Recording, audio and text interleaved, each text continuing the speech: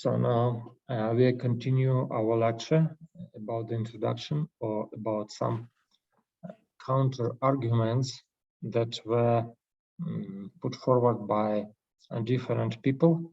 And now we continue discussing the criticism of the doctrine of the sanctuary that arose inside the church.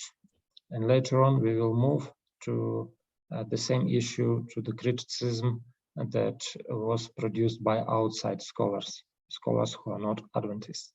And yesterday we finished on William Fletcher. And now the next one is the person who actually also criticized and didn't accept this doctrine. And he was Louis Richard Conradi. And Louis Richard Conradi was a very prominent Adventist administrator in the end of the 20th century. And he was one of the missionaries who was sent to Europe.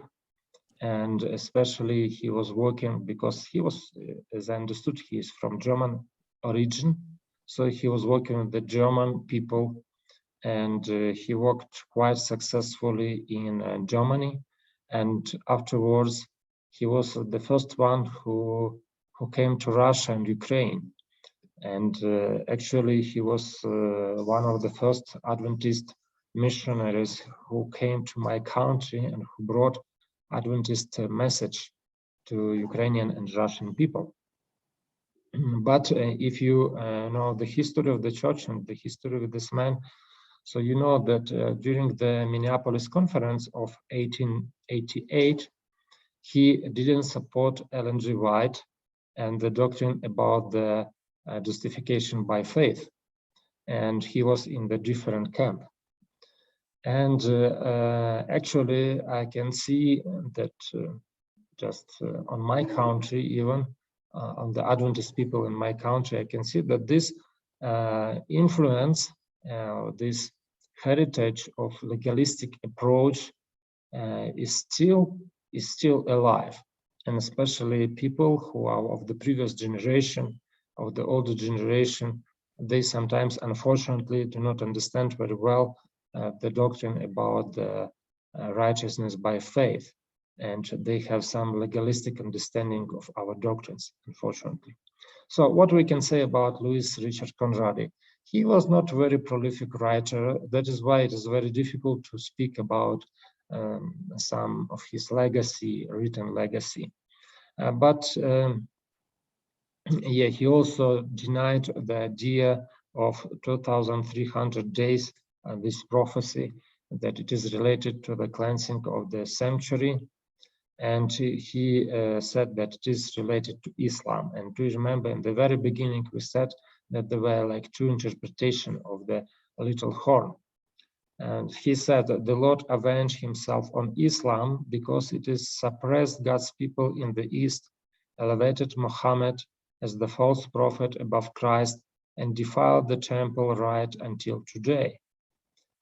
He did this at the end of 2,300 years days, in that he compelled the Turk in 1844 to exercise tolerance toward all who would be Christians.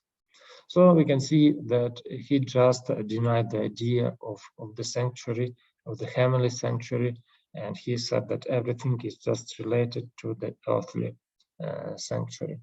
And we know that in the end of his life, he left the church and he became, if I'm not mistaken, Seventh-day Baptist or something like that. Okay, so now we can see it is just like an overview of the history of criticism of the doctrine of the sanctuary. And now we came to one of the most serious critic, and his name is Desmond Ford. Desmond Ford was an Australian pastor, and he was also a teacher in the seminary. And what I heard about him, by the way, he passed away about like 3 years ago, and he was about like 90 years old, so he was very advanced in years, and just not a long time ago he passed away in 2019, if I'm not mistaken. Actually, what I heard about him, that he was a very noble man, and he was very committed pastor, and because of that he had a big influence, especially in Australia. And he moved to the United States, and in 1979 he presented his views on the doctrine of the sanctuary and investigative judgment at the Adventist Forums meeting at Pacific Union College. It was called Glacier View Controversy or something like that. So you can find even an article on internet about that. When he presented his views, and it was clear that his views are contrary to our official position, he was given about 6 months to prepare a full presentation of his position, and he produced during this 6 months about 1,000 pages document. Actually, this document is also available on internet, and you can at any time go and look at it. And after that, he presented this a document for the review of the Sanctuary Review Committee, and it happened in August of 1980, and it happened in Colorado, in this Glacier View city or town, I don't know. And these are the most important aspects of his understanding of the sanctuary, his understanding of the sanctuary. And actually, when we speak about Desmond Ford, his position is very much similar to the position of preterists, because he actually applied this Daniel 4:18 of the cleansing of the sanctuary. He applied it to the Antiochus Epiphanes.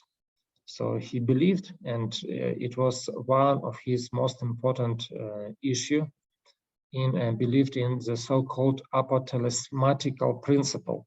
So what does apotelesmatical principle means? And actually, there is nothing wrong with this principle, and we can say that this principle is true, applying to the Bible, and we can find it many times. So the idea of this principle is that the prophecy might be fulfilled several times. So it means that it can be fulfilled like one time. For example, the prophecy about Daniel 8:14 can be fulfilled in the times of Antiochus Epiphanes, and it is applied primarily to him.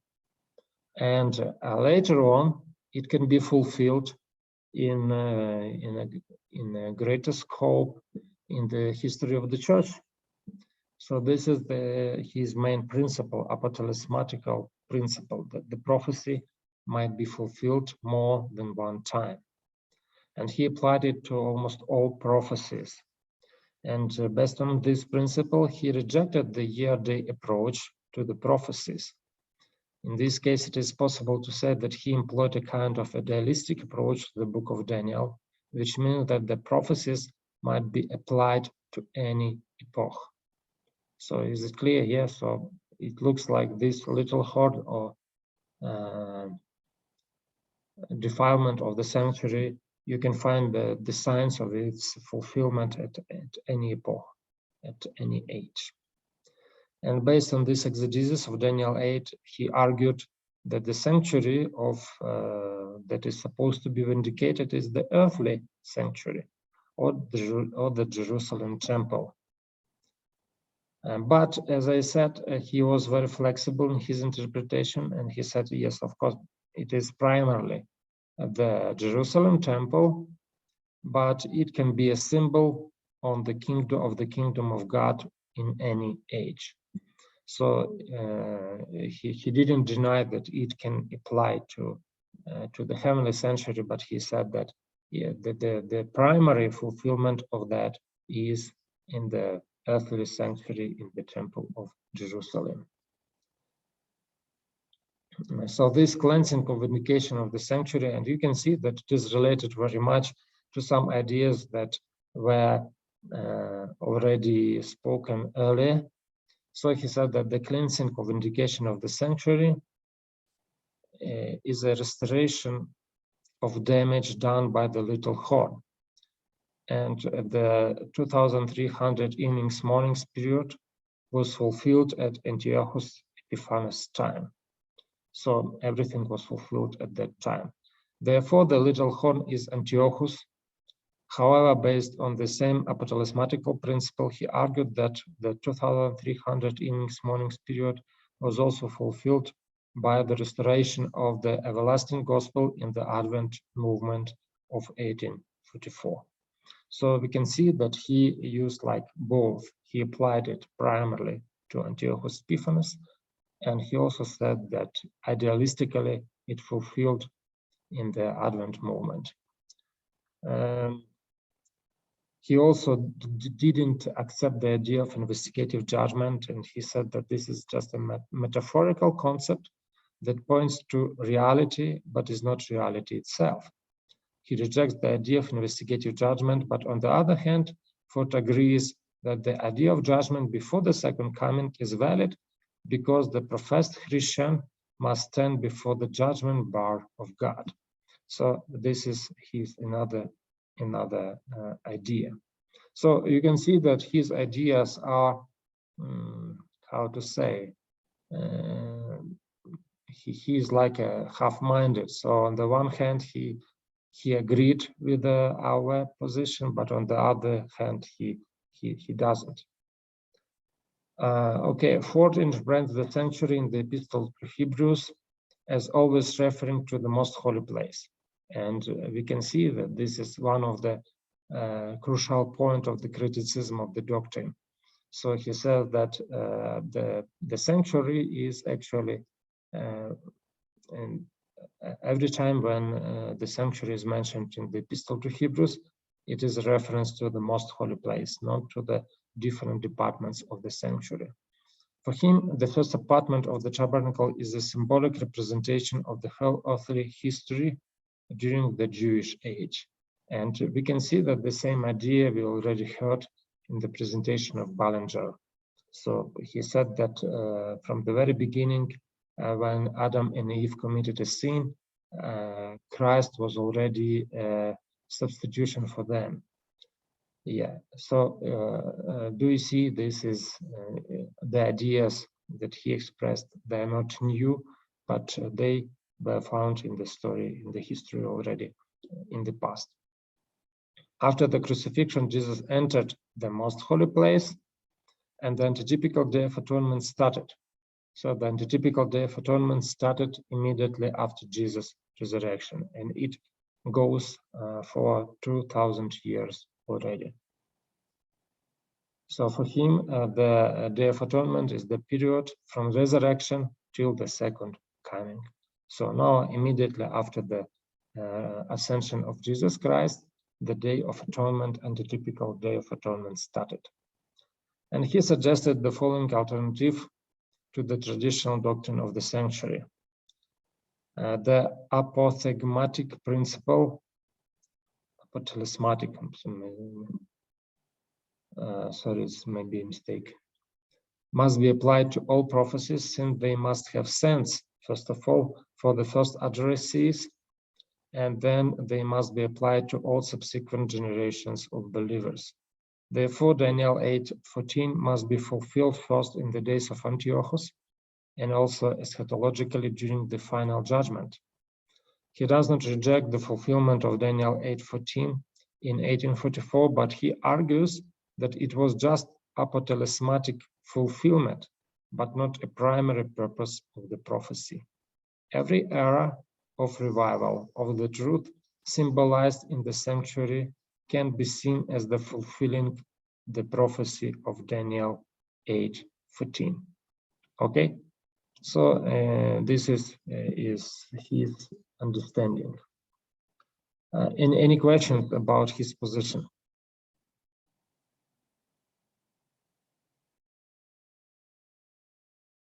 Is everything clear?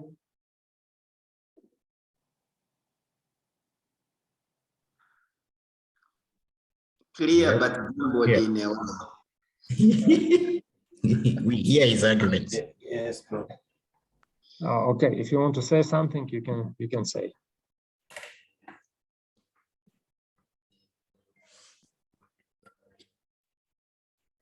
What would have led him to recant the earlier position, which was held by the church, to come up with this new principle?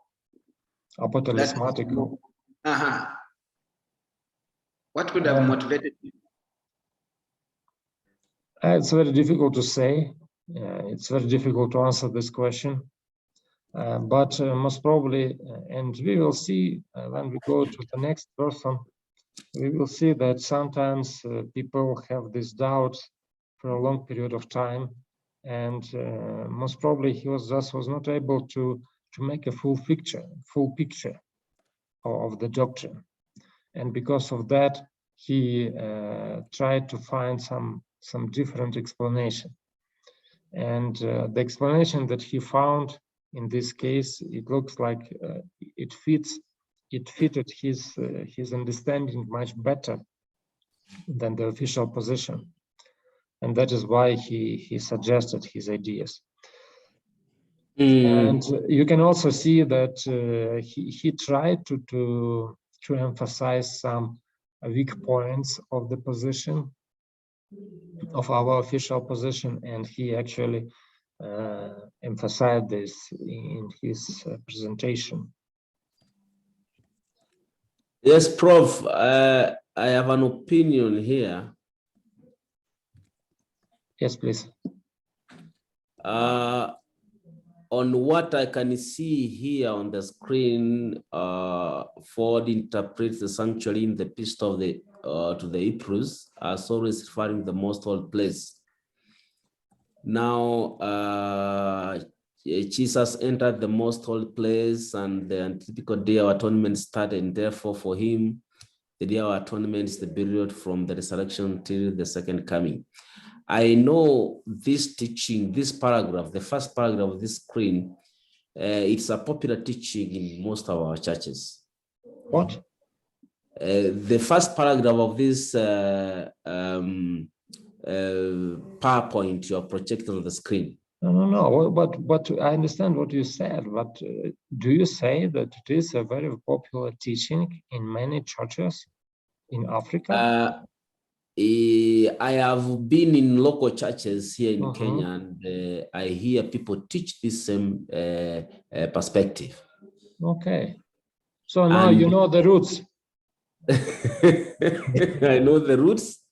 And given this, I want to ask a question. Now, regarding the doctrine of the church about the sanctuary, we have a church position. Yes. And I know as a church, we are growing, and we are trying to have new visions, understandings about some of these doctrines. Now, what can we say about coming up with the new ideas about the doctrine of sanctuary? Is it going to challenge the position, or maybe if I can put it straight away, is anything wrong? Is there anything wrong to come up with a new idea about the doctrine of the sanctuary? Is there anything wrong? Of course, it depends, but what I would like to say, so do you see, this doctrine is very important doctrine for our church. Why? Because we can say that the doctrine about the sanctuary and the doctrine about the investigative judgment, most probably we can say that these are only two distinctive doctrines that make our church different from other churches. Yeah, because do you see, we sometimes would say about like Sabbath, but Sabbath, there is some like Pentecostal Christians who keep Sabbath. Of course, Jews keep Sabbath, and maybe some other denominations also keep Sabbath. So Sabbath is not our distinctive doctrine. And the doctrine of the sanctuary is a distinctive doctrine. And in this case, if we just give away with this doctrine, so in this case, our church doesn't have a raison d'etre or a reason to exist. So that is why this doctrine is very, and that is why this class or this course is included in your program, because it is a very important issue for us as Adventists. But on the other hand, I don't want to say that we should just follow the understanding of this doctrine that was presented by the pioneers. And even yesterday, I have already demonstrated to you that some of their teachings or some points of the understanding, I don't want to say that they were wrong, but I just want to say that today, and we will see it even today, we will see it, but I just want to say that in our days, in modern time, scholars came to a different understanding or different presentation of the same doctrines, and we will speak about that today. So I don't want to say that we should just completely deny any new light or any new understanding. On the contrary, I believe that we need to find some new and sometimes maybe better understanding of the doctrine of the sanctuary. Yes, Pastor Muchabwe, I see you raised your hand. Yes, Prof. I am just trying to analyze his first, the first bullet point there, where it sorts of the first apartment of the tabernacle is symbolic representation of the whole earthly sanctuary during the Jewish era. I'm seeing a problem here, because how is he differentiating? Since the very Jewish era had two apartments and with different services, and yet he's putting to say the entire system was a symbol of the first apartment. I'm failing to figure out how he is getting the harmony out of the two.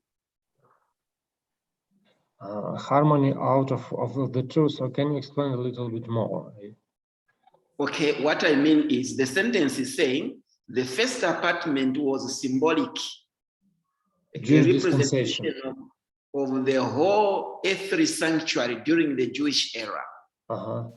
So he's taking this as the whole of that is representing all the entire system.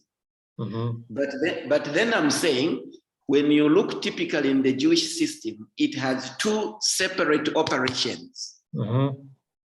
The one in the holy place, done by the priest, and the one in the most holy place by the high priest. So how he is synthesizing everything to mean one. That's why I'm saying I'm having a challenge to get his views. Yeah, I believe in his mind there was not a problem here, because do you see we have like two departments or two compartments in the tabernacle, and he said that it is like a typical. It's a type. An antitype is fulfilled somewhere else in the history. So according to him, the first department or compartment of the tabernacle is represented or is fulfilled in the Jewish dispensation, or during this like 4,000 years. And another department of the sanctuary, the most holy place, is just the New Testament era. So he didn't see any problem here. And all those texts that say that Jesus came immediately to the most holy place actually just support the idea that he came immediately to the most holy place, and he started immediately the Day of Atonement. So for him, it was not a problem. It was not a problem at all. Okay, so do you have any other issues or anything else to discuss? Okay, let's continue. Now we come to the... Yes, Prof. There is. Thank you, Prof. I was trying to understand what this word here in the second bullet, where he says he does not reflect the fulfillment of Daniel 8:14. This one, oops. Yeah, the word apolismatic. No, it is a mistake. Apolismatic fulfillment. It is supposed to be apotelesmatic. Apotelesmatic. Let me just change it.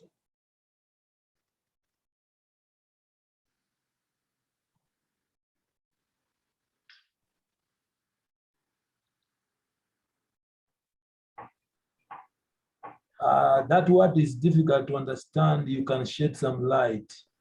Okay. So this is here. The apotelesmatical principle is the principle that the prophecy might be fulfilled more than one time. More than one time. Okay. So like the prophecy can be fulfilled in every age. In every age. Yeah, by the way. All right. By the way, let me just...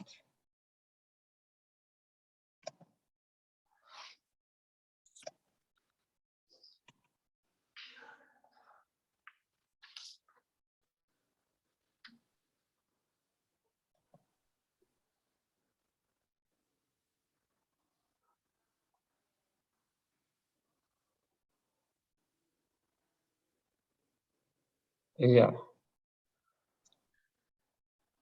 So do you see, there is an article by one Spanish author, Roberto Ouro, Apotelesmatic Principle, Origin and Application, in the Journal of the Adventist Theological Society. And you can just go and look about this principle. So this is an article that was done especially for this principle. And you can just look at it and see more information about that. Okay? Appreciate it, Prof.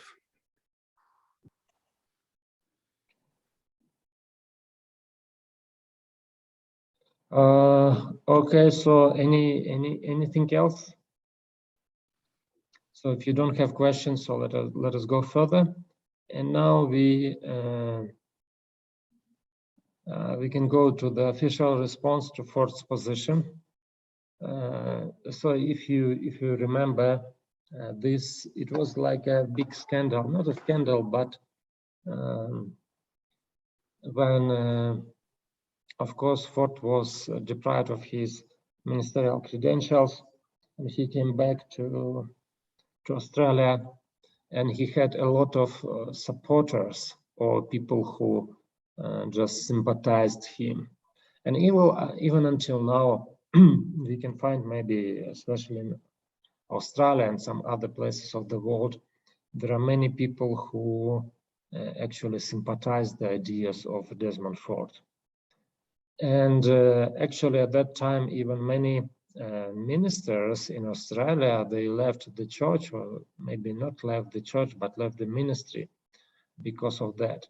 And the church had to make some official response to the arguments that were put forward by Desmond Ford. And immediately after this Glacier View controversy or conference in 1981, the GC initiated the establishment of the Daniel and Review Committee. And this committee worked for quite a long time. And it included many people from different organizations of the church. And after they finished their work, they produced a report, and this report was published as a Darkom series. This is a 7-volume DARCOM series. DARCOM means Daniel and Revelation Committee. And the articles and the researches that they produced during this study of Ford's position, they compiled as this series of books. And as far as I know, it is available, and it is available in our library, and many of those books are also available on internet, so you can just have it. And this information is very valuable.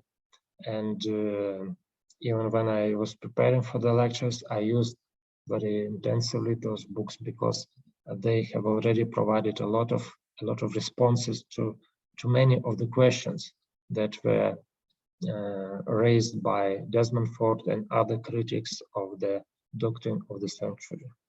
So the conclusion of the DARCOM committee, and just presented like that: the ERJ principle may be established through reasonable interpretation of the scriptures. So remember that Desmond Ford just denied this principle, ERJ principle. The biblical evidence rules out Antiochus Epiphanes as the fulfillment of the little horror of Daniel 8. So it was another important statement, because Desmond Ford made a special emphasis on the fulfillment of Book of Daniel just in the time of Antiochus Epiphanes. The biblical evidence supports the view that the judgment sanctuary scene in Daniel 7 and 8 involves an examination of the professed people of God. And the biblical evidence supports the view that the 12,300 evenings, mornings represent symbolic days rather than 1,150 literal days. Yeah, so these are just like several of the conclusions of the DARCOM, but of course, the issues that were analyzed by the scholars are more extensive, and I just recommend you to go to this series of books and to read some of the articles that were presented there. Okay, so now, of course, we will not speak about counter arguments right now. So we'll try first to look at the earthly and heavenly sanctuary throughout the Bible. And after that, we can come back to those arguments, and we will see what kind of counter arguments we can present based on our analysis. And now I just want to move to the last one.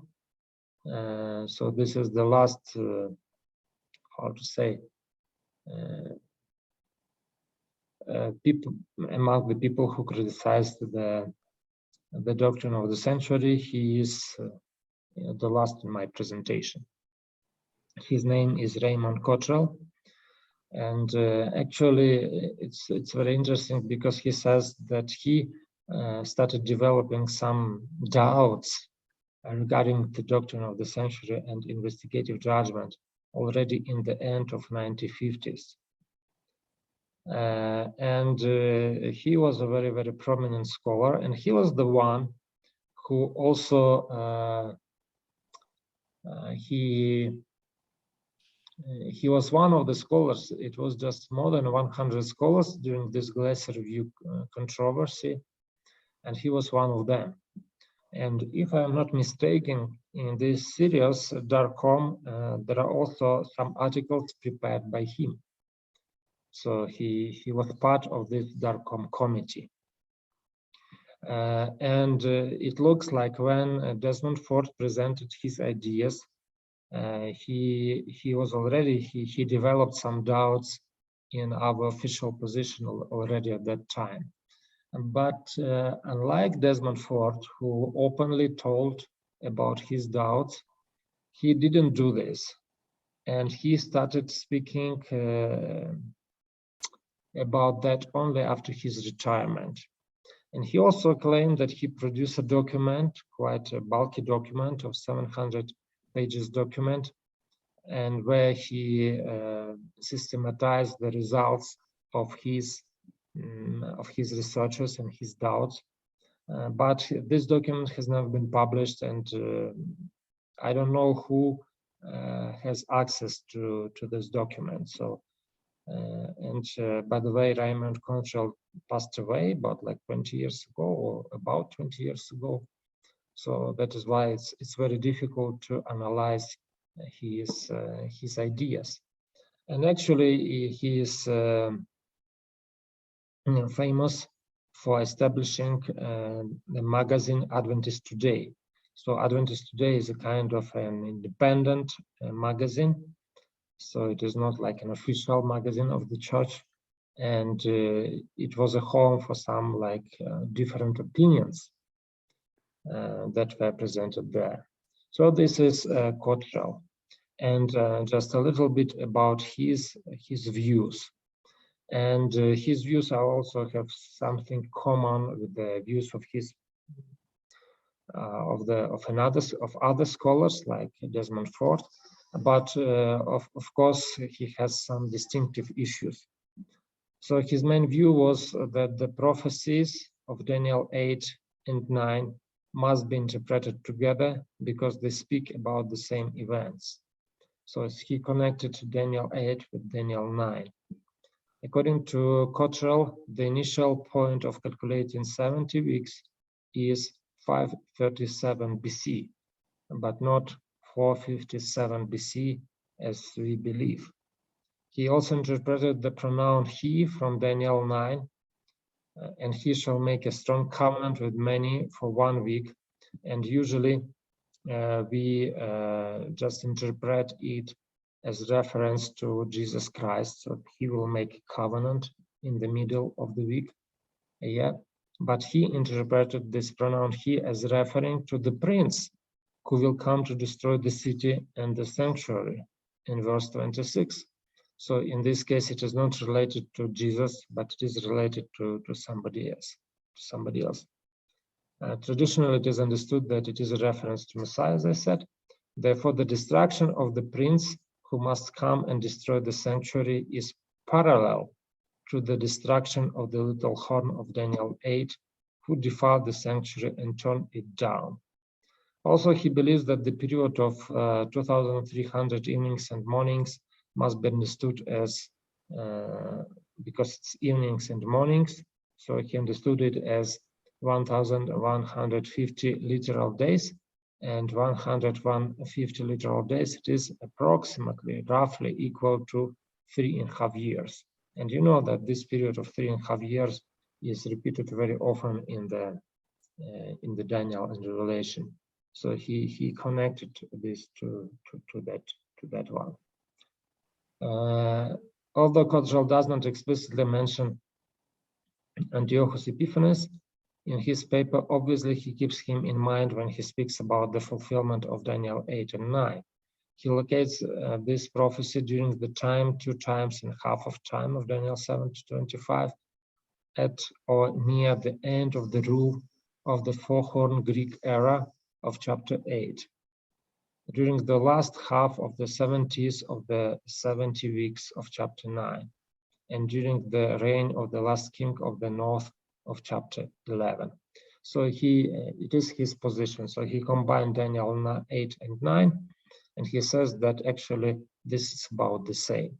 So Desmond Ford didn't speak about that. So it is just like his specific understanding of Daniel 8 and 9. So his interpretation is very close to the preterist approach to the book of Daniel. And also Cottrell agrees with Ford and other theologians that Jesus, after his ascension, immediately entered the most holy place. Okay, so these are ideas by Raymond Cottrell. As I said, he passed away, so about like 20 years ago or 19 years ago. And it's very difficult to get like a detailed understanding of his position, mostly because we don't have access to all of his papers. Any questions about him?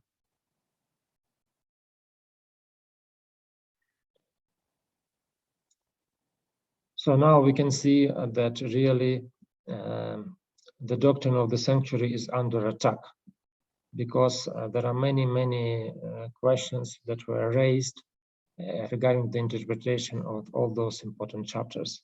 Yes, Pastor Mulumba. Professor, yes, Professor. Just I wanted to have some explanation about Daniel 9:27. According Raymond Corton, he said that it was not Jesus Christ, but I cannot understand the connection with the king. If I can have the name of the king. I don't know about what king is talking, and how the king will give the sacrifice at the middle of the week. I need some clarification about this, Professor. Okay. So let me open it, and maybe we can even have a time just to devote it to this specific chapter and just to see how to calculate this 70 weeks. By the way, in this DARCOM series, there is a very nice article. Now I don't remember who was the author of the article, but he explained very well the starting point of the 70 weeks, why we cannot count it from 537, but why shall we count it from 457, and some other very important details. By the way, just one more issue that came to my mind, and it's also something about interpretation of this. It is related to the interpretation of this issue. So basically, in order to establish the year 457, that is the beginning of the calculation, we need to base upon Ezra chapter 4. So Ezra chapter 4 is a very important chapter, because actually we do not have any edict of Artaxerxes outside the Bible. Outside the Bible, we do not have the support of this edict, but only we have it based on the Bible. So and in this case, there is also very interesting, how to say, not a controversy. Let me not speak about it right now. When we come to Daniel 9 and interpretation of 70 weeks, we can speak about this more precisely. So when we go to Daniel chapter 9 and verse 27, let me read it for you. Yeah. He will make a firm covenant with many for 1 week, but in the middle of the week, he will put a stop to sacrifice and offering. Actually, when he see who is he, so the question is, who is he?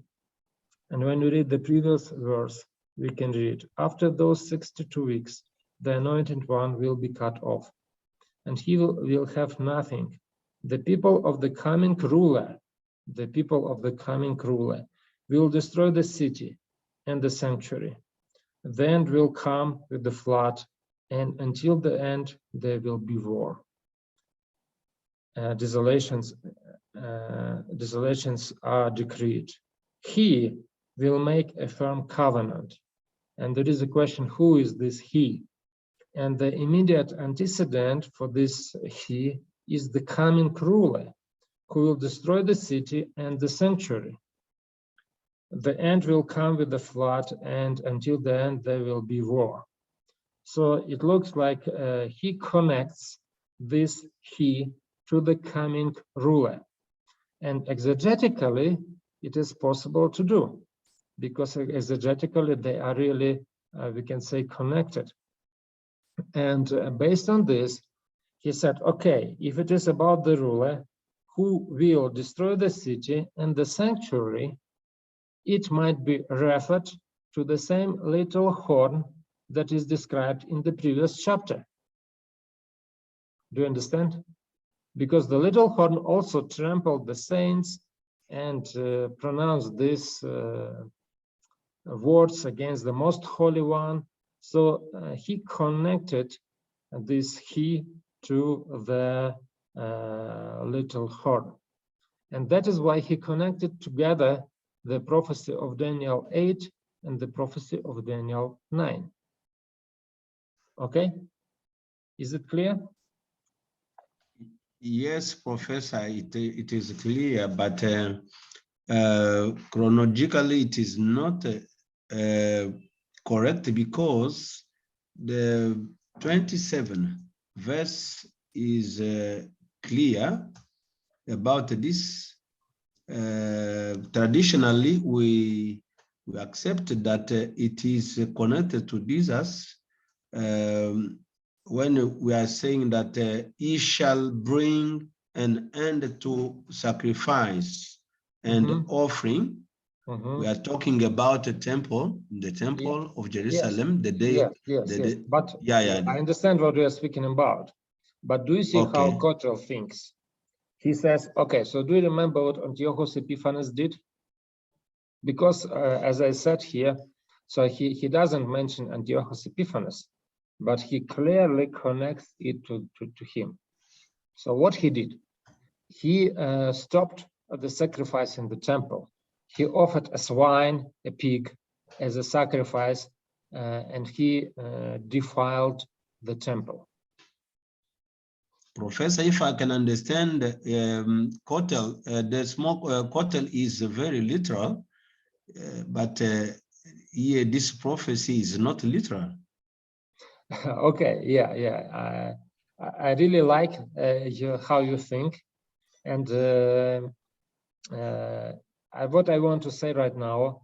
So of course we will come back to all those issues because we cannot leave them unanswered. And so we need to come back to them. But the purpose now, and I like that you really, how to say, try to find some counter arguments. It's okay, and we will do this. But thank you. Yeah, the purpose of our lecture today is just to see how the doctrine of the sanctuary was criticized in the history. And this is like the beginning of our lecture, of our course. And after that, our task will be just to see how we can find answers to all those questions that were raised by many different scholars. Okay? And what else Cottrell said? He said that this covenant, how he interpreted this covenant, he interpreted this covenant as, how to say, he said that many people will have to make a covenant with this ruler because he is very harsh, so that they just apostate from the faith and they made a covenant with the ruler. And most probably he understood this ruler as Antiochus Epiphanes. Okay, so let us go further. Or what we can do, we can just make a break, 10 minutes break, and after that we will continue. So what would you like? Do you need a break? Yes, It's okay, Prof. It's okay. Okay. Break is in order. So let us make a 10 minutes break.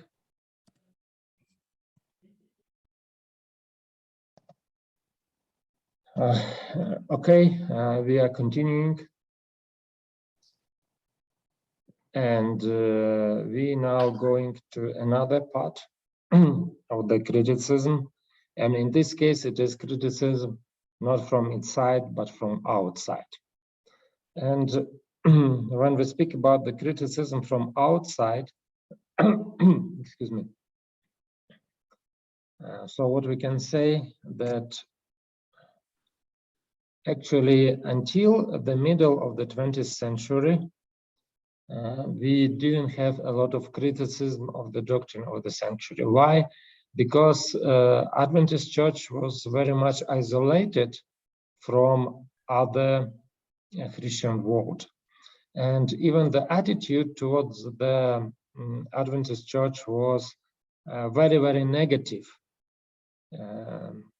from evangelicals.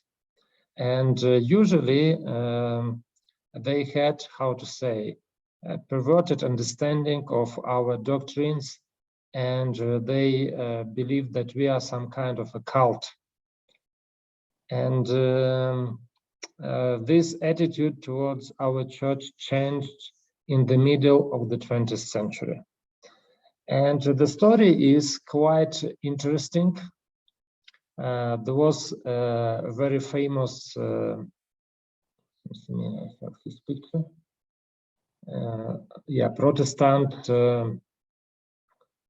Protestant minister, and he was a host of a radio program, and his name was Donald Barnhouse.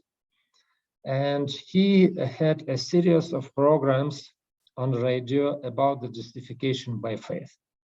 And one of our Adventist pastors, it seems to me he was even the president of one of the conferences.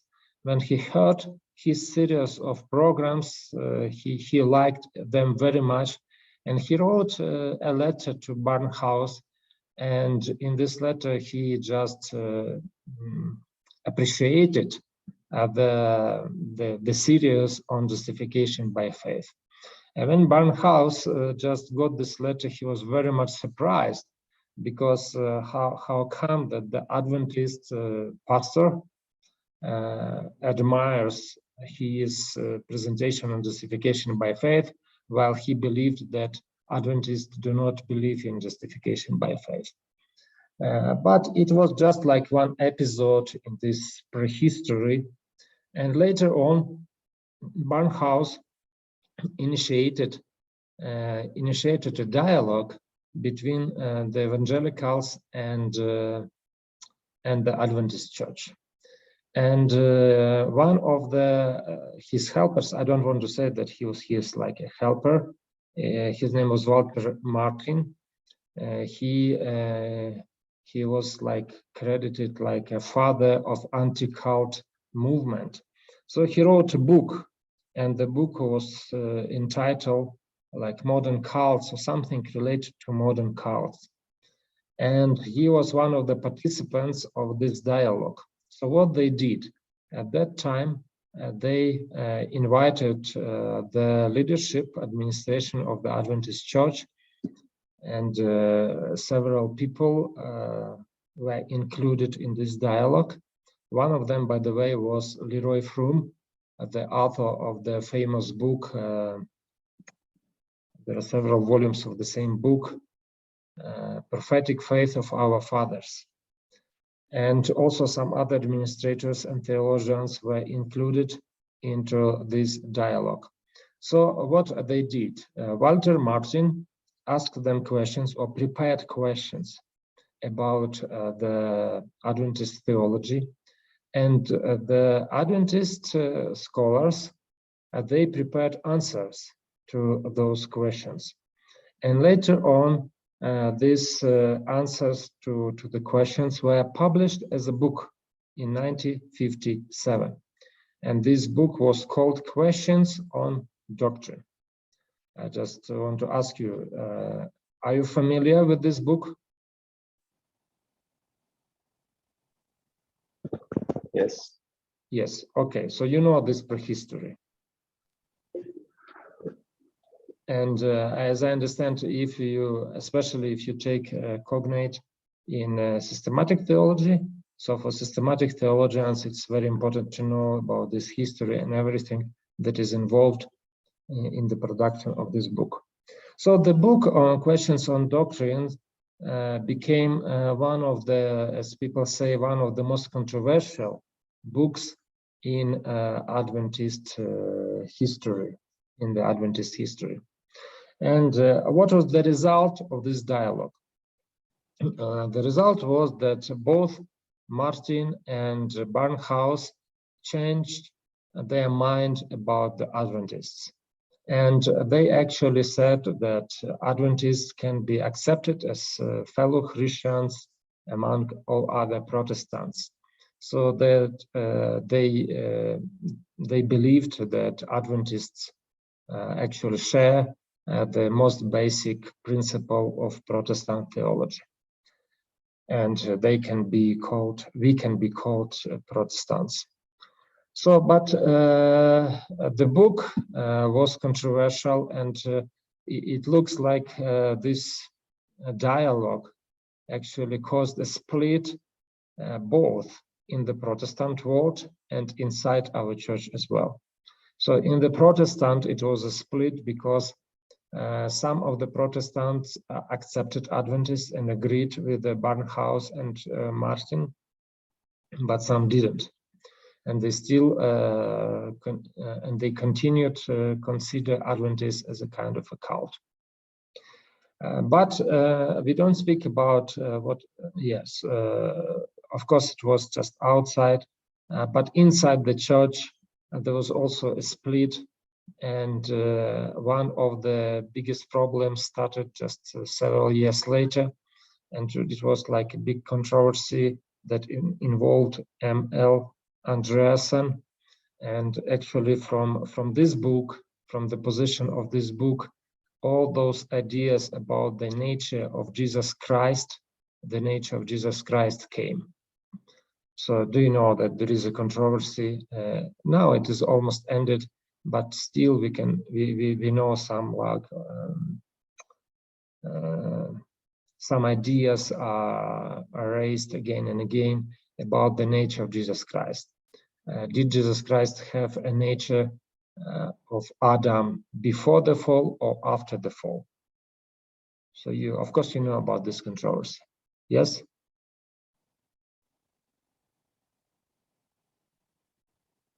Oh, are you here? Yeah, yes, Prof. Yes. Yes. Okay, yeah. So the authors of the book actually stood on the position that Jesus Christ had a nature of Adam before the fall. And M.L. Andreasen was in opposition to this idea, and starting from this time, from the end of 1950s, all these ideas were fighting. So there were people who sided one position and who sided another position, and this controversy was going on up to the recent times. But today we don't speak about this controversy about Jesus' nature. It is beyond the scope of our discussion today. And our main issue is not about the Jesus Christ, but about the doctrine of the sanctuary.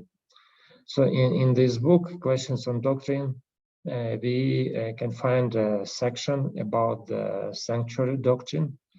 And while Barnhouse and Martin accepted Adventists in general as a Protestant, but they believed that this idea of the sanctuary, and especially the idea of investigative judgment, is a kind of suspicious ideas. So they couldn't agree with these doctrines. So they accepted everything else, but the idea about the doctrine of the sanctuary was not acceptable for them. And what they say when this idea or this doctrine was introduced to them, what they usually said that this is like a face-saving mechanism that was developed by Adventists to mitigate this great disappointment of 1844. So, for example, Barnhouse wrote about that. The sanctuary doctrine is, to me, the most colossal psychological face-saving phenomenon in religious history. We personally do not believe that there is even a suspicion of a verse in Scripture to sustain such a peculiar position, and we further believe that any effort to establish it is stale, flat, and unprofitable. It is unimportant and almost naive.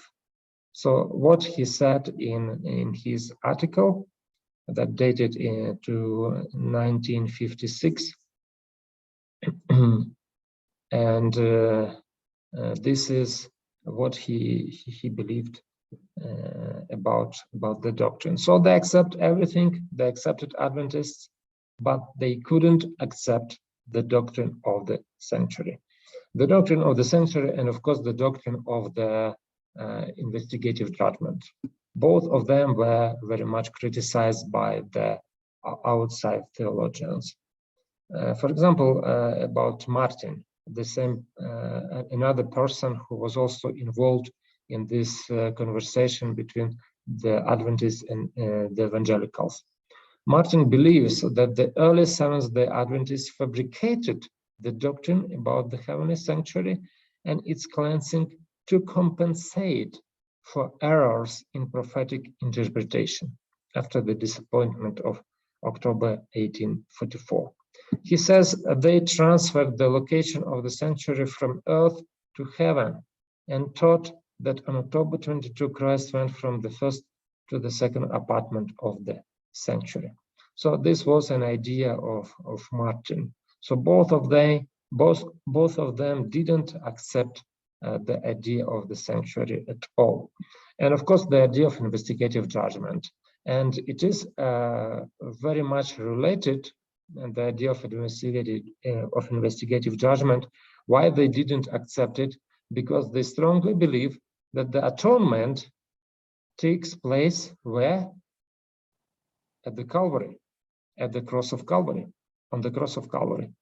And for them to place the process of atonement later on, it was unacceptable, just unacceptable. So that is why both of those doctrines were not accepted by those scholars. And after that, we have, of course, some other theologians who criticized the Adventist teaching, and one of the most famous of them is Anthony Hoekema. I don't know how to pronounce his name correct. So he included Adventists together with the Christian Science, Jehovah's Witnesses, and Mormonism in 4 major modern cults. So if Martin said that Adventists cannot be called cult, but these are the Adventists are the Protestant religion, and that can be accepted by all other Protestant. Anthony Hoekema didn't agree with him, and he believed that Adventists are the cult, is one of the cults. And one of the reasons why he labeled Adventists as cult was a doctrine of the investigative judgment.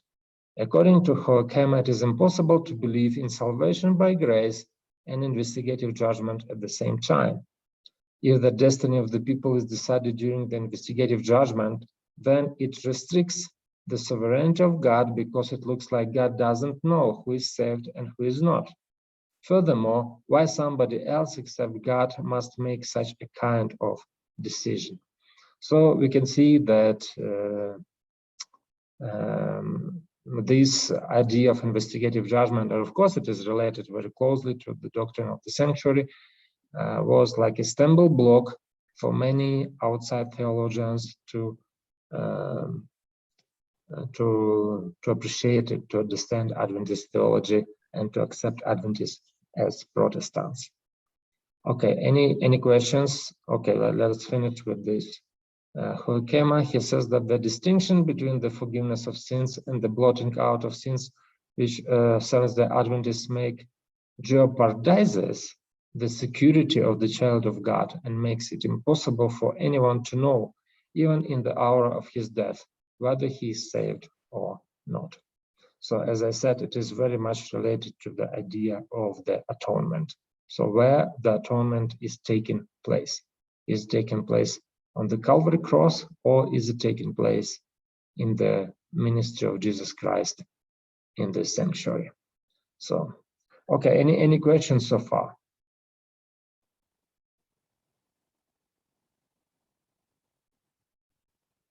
Okay, no questions. Yeah. And of course, the criticism from outside is not so extensive as the criticism from inside, because usually the outside scholars, of course, they do not accept this idea of the heavenly sanctuary and investigative judgment, and they just don't pay much attention to analysis of this position. But the scholars inside the church who criticized the heavenly sanctuary position, they were more like exegetically sound than scholars from outside. Okay, if you don't have questions now, we can move to another part of our lecture, and this is, I call it, variations in the sanctuary doctrine. So what does it mean, variations in the sanctuary doctrine?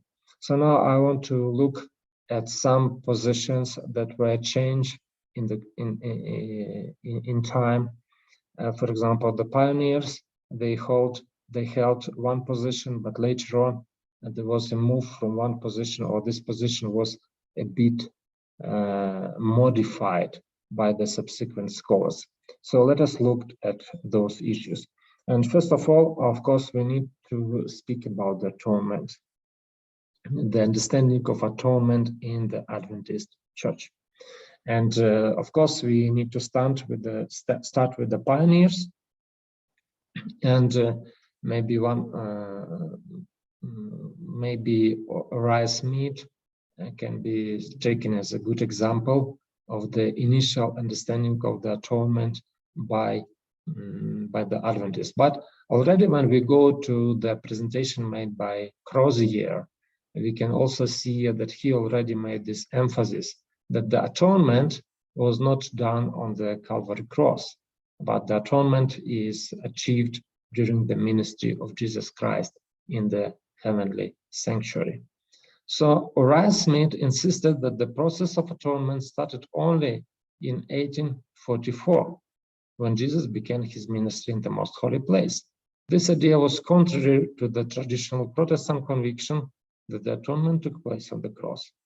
The authors of the Questions on Doctrine tried to mitigate this statement and bring the concept of atonement closer to traditional Protestant teaching. So this is the quotation from the Questions on Doctrines. Some of our earlier Seventh-day Adventist writers believing that the word atonement had a wider meaning than many of their fellow Christians attached to it expressed themselves as indicating that the atonement was not made on the cross of Calvary, but was made rather by Christ after he entered upon his priestly ministry in heaven. They believed fully in the efficacy of the sacrifice of Christ for the salvation of man. And they believe most assuredly that this sacrifice was made once for all and forever. But they preferred not to use the word atonement as relating only to the sacrificial work of Christ at Calvary. So actually what they want to emphasize that the atonement cannot be restricted only to what Jesus did on the cross of Calvary, but the atonement is a much wider concept. And it must include also the idea of heavenly ministry of Jesus Christ. But they try, as I said, they try to mitigate the position of the pioneers to make it in accord with the Protestant understanding of atonement. So they continue today, not meeting the same issues that our earlier writers had to meet. We believe that the sacrificial atonement was made on the cross and was provided for all men, but that in the heavenly priestly ministry of Christ our Lord, this sacrificial atonement is applied to the seeking soul. Okay, I need to go to, let me go back.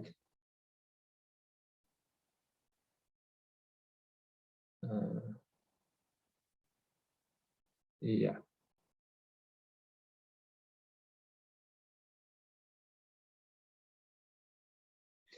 I compare it with this statement from Uriah Smith.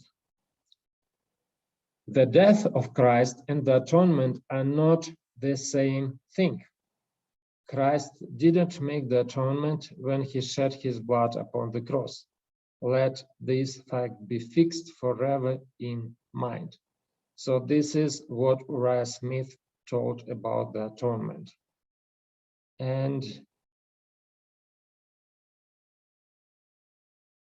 let us read again this statement. Today, not meeting the same issue that our earlier writers had to meet, we believe that the sacrificial atonement was made on the cross and was provided for all men, but that in the heavenly priestly ministry of Christ our Lord, the sacrificial atonement is applied to the seeking soul.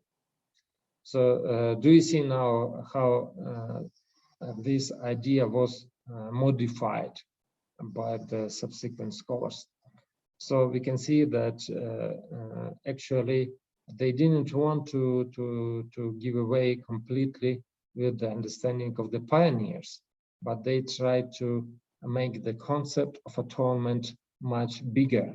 So the concept of atonement, so if Uriah Smith believed that atonement started in 1844, they said no, it started on the Calvary cross, but it is like a long process that takes place until now. So Jesus is still doing the atonement.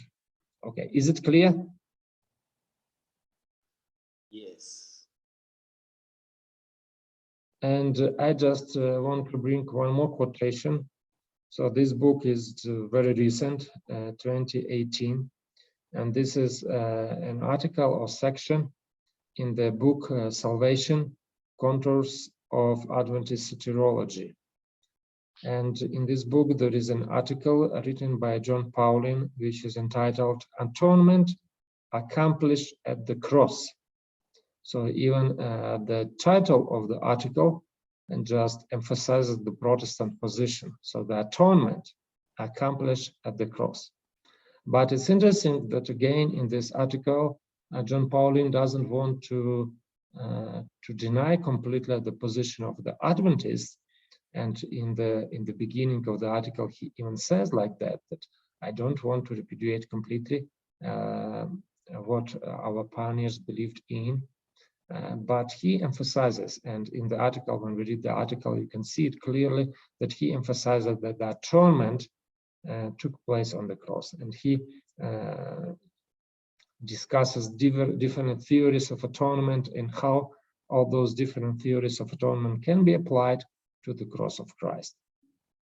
When some of the Adventists approach the matter of atonement, an immediate dilemma is perceived. When Adventists talk about the atonement, they refer specifically to what Jesus is doing now in the heavenly sanctuary. On the other hand, when scholars outside the Adventist church discuss the atonement, they refer specifically to the cross of Jesus Christ and what God was doing there. Okay, so I don't want to say anything else about that one. If you wish, you can read more the article of Paulin or the papers or the books of Uriah Smith and other documents about that. I just want to demonstrate that there is a slight shift of emphasis in the idea of atonement. If the pioneers believe that the atonement started in 1844, modern Adventist scholars say no, it started at the cross of Calvary. So it is like a long process. Okay, I believe it is clear.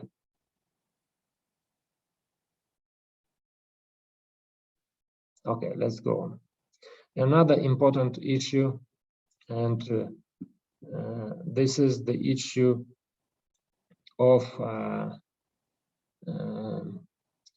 the question that it seems to me Pastor Ocalio raised, and we can see that this was one of the most difficult issues in the interpretation of the doctrine of the sanctuary. And actually, this is a topic for your one reflection paper. And this is the question, where did Jesus enter after the ascension. And do you see, we believe that he entered in the holy place, but most of those who criticized the doctrine of the sanctuary argued that Jesus entered immediately the most holy place. And everything is depends on how to interpret this phrase or expression within the veil in Hebrews 6:19-20. So within which veil? Ballinger insisted that Jesus, after the ascension, entered the most holy place. And Ballinger tried to exegetically prove, by the way, in his book, he spent a lot of time to prove that the veil that is mentioned in the Epistle of Hebrews is actually the veil between the first and the second department of the sanctuary. So he exegetically tried to prove that the expression within the veil points to the second veil. So it means that Jesus immediately entered the most holy place. And his argumentation was pretty much convincing. And for example, another author, Andros, yes, this is Andros. You can see his picture here. Accept the argumentation of Ballinger. And he agreed, yes, Jesus upon the ascension entered immediately the most holy place. And he suggested another solution. So he, if we read Leviticus chapter 8 and chapter 9, we can see that in the beginning, Moses, what he did, he entered the most holy place. By the way, the text doesn't say that he entered the most holy place, but the text just says that he consecrated the sanctuary. And after that, he consecrated the priests in chapter 9. So in chapter 8, Moses consecrated the sanctuary, and in chapter 9, in chapter 8, in the end of chapter 8, he consecrated the priests. Yes. So and he said that Jesus did the same as Moses had done before him. So he immediately entered the most holy place to anoint the tabernacle, heavenly tabernacle, to anoint the heavenly sanctuary. Yeah? And after that, he returned to the first apartment of the sanctuary. So this was the solution suggested by Andros. And Andreasen, and you can see his picture here as well, also shared the same idea. So following the work of concentration performed by Moses, the high priest, who served under the example and shadow of heavenly things, began his early round of service in the first apartment of the sanctuary. In like manner, following the consecration of the heavenly sanctuary, our great high priest began his work in the first apartment. So do you see, this idea was already popular in 1912 when this book of Andros was published. So he actually advanced this position. Jesus entered really the most holy place just to consecrate it, and after that he returned back to the first department of the sanctuary. And as I said, Andreasen also shared the same idea. So it looks like by this assumption they tried to reconcile those many different verses in the Bible. So another issue, some minor justification or modification that was done in the position about the investigative judgment. And of course, it's very difficult to trace the beginning of this position, but some scholars say that it goes back to Andreasen, and he wrote a book, The Faith of Jesus and the Commandments of God. And in this book, he actually just made slight changes in the emphasis. So if you remember, when we read about the investigative judgments in the writing of the pioneers were very, very much convinced or very firm in their conviction that the investigative judgment is primarily done for the saints. So the saints are judged during this judgment. So Andreasen added one more dimension to this idea, and he said that the investigative judgment is not only the judgment upon the saints, but it is also the vindication of God himself. Since God is accused by Satan, he also needs to be justified before men and angels. And what he says, in the great controversy between good and evil, God has much at stake, but so have angels and men.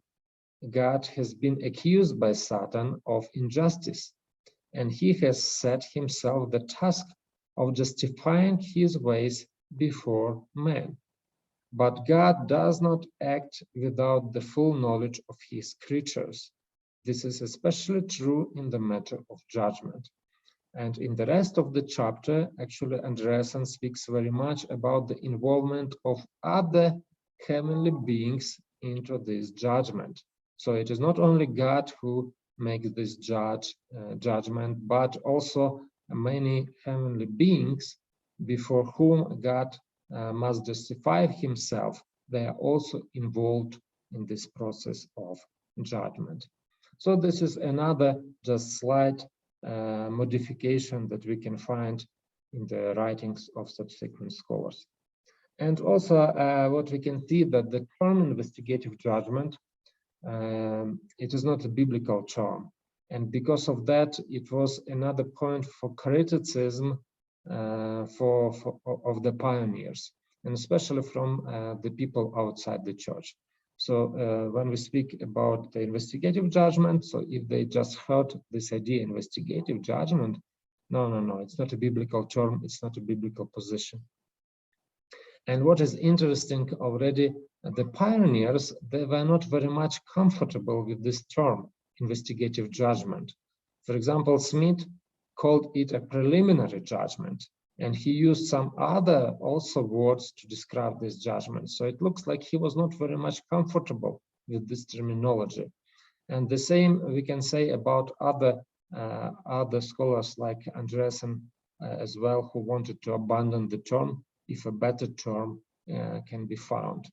And what we can see, especially after the publication of the book Questions on Doctrines, when many non-Adventist scholars were exposed to Adventist teaching, of course, this idea of investigative judgment was very much criticized. And one of the issues was that the term itself is not biblical.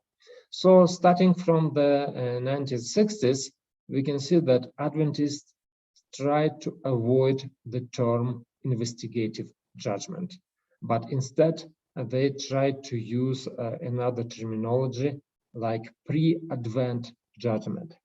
And it started from 1960s, just very soon after the publication of the Questions on Doctrine. Okay, so another question. Any questions about that? Okay, no questions, so let us continue. One more issue that is important to see, and this is also like a slight modification of the previous position, and this is an emphasis on vindication of saints. Emphasis on vindication of saints. So if the pioneers, they strongly believe that this is a judgment on the saints or on the church members, or those who accepted the message of Adventists. And the judgment, they explain this judgment in very, how to say, very negative. So the judgment was negatively saturated in the explanation. And I don't know about you, but I remember when I became Adventist and I was explained the doctrine of judgment. So our senior church members, they very often emphasize that you never know when your case is considered in the heavenly judgment. So it could be considered at the this moment.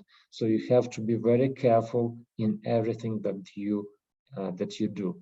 And do you see this is a kind of a negative connotation of the judgment?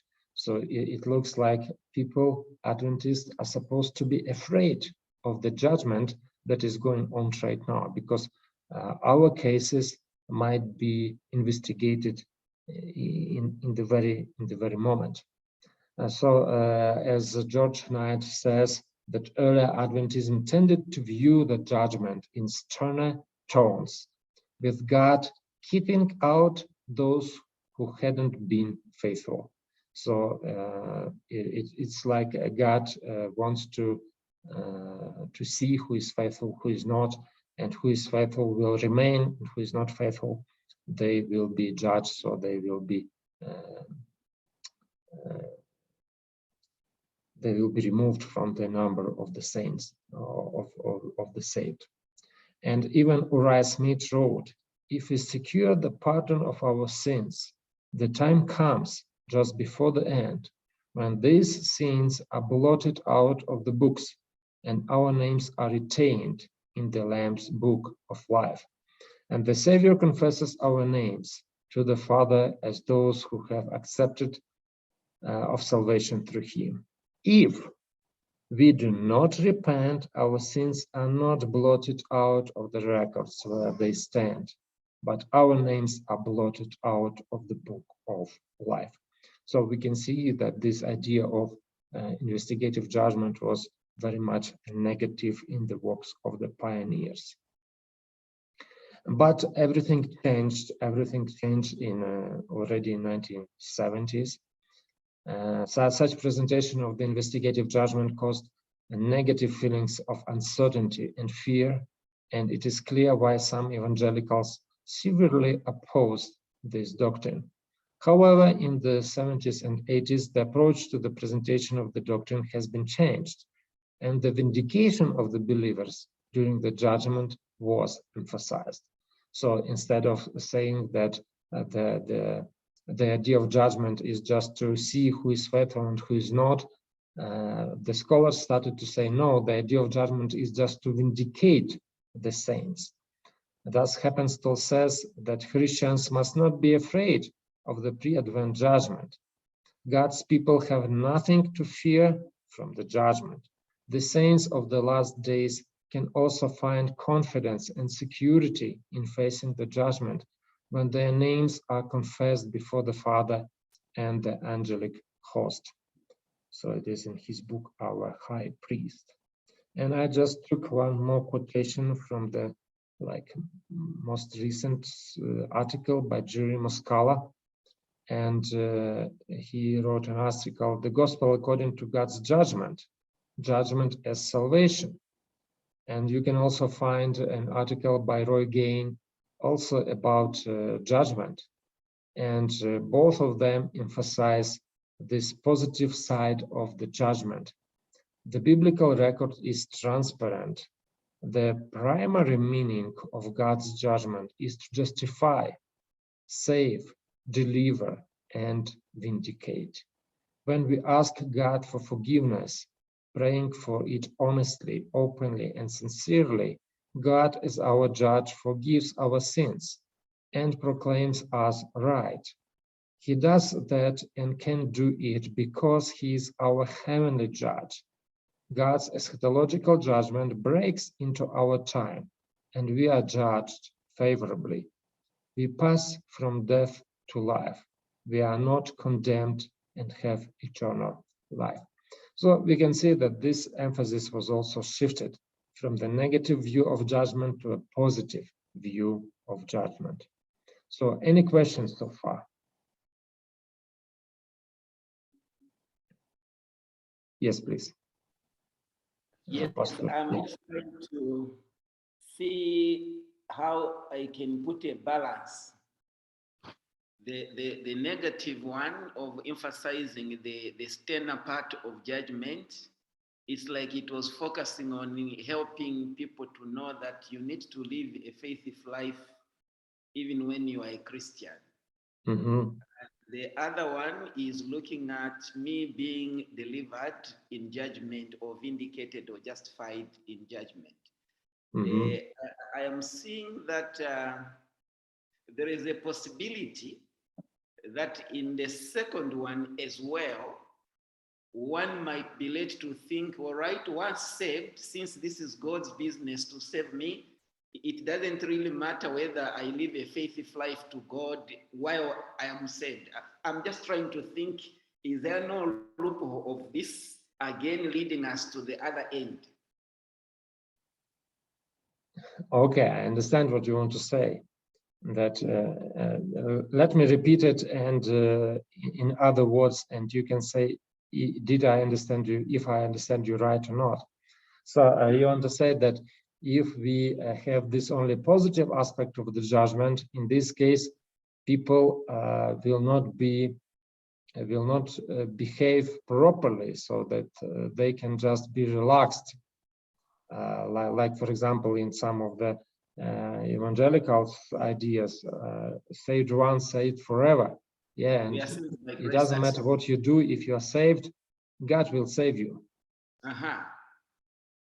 Yeah, so do you see, I agree with you, but not completely, because I don't think that the fear is a good motivation for pious life. So do you see what is written in the gospel, especially in the epistles of John, that the best motivation for the good life is love, not fear. And there is no fear in love. And I believe that we must behave properly, not because we are afraid of judgment, but I believe that we must behave properly because of some other motivation. Motivation of love to Jesus. So we love Jesus, and that is why, as there is a saying, I don't know who said this, that love Jesus. It seems to me it was Augustine who said, "Love Jesus and do whatever you want to do," or something like that. I don't remember the exact wording, but he just wanted to say that if you love Jesus, you will not do anything wrong. Yeah, but I honestly, I also somewhere even in when I was just young, when I was just like a fresh believer of the Adventist Church, I was not very comfortable with this idea of judgment, that okay, your case can be considered at any moment, and who knows, maybe at the moment when you did something wrong, your case is discussed in the heavenly judgment, and because of one wrong issue, you can lose the salvation. And for me, this positive idea of judgment is more like attractive, more attractive. But let us discuss the idea of investigative judgment again. Just later on, we will come back to this idea, and we will try to look at this doctrine. We will try to make an exegesis of Daniel 7, and maybe we can find some other solution and some other approach to look positively at the investigative judgment. Okay, any other questions?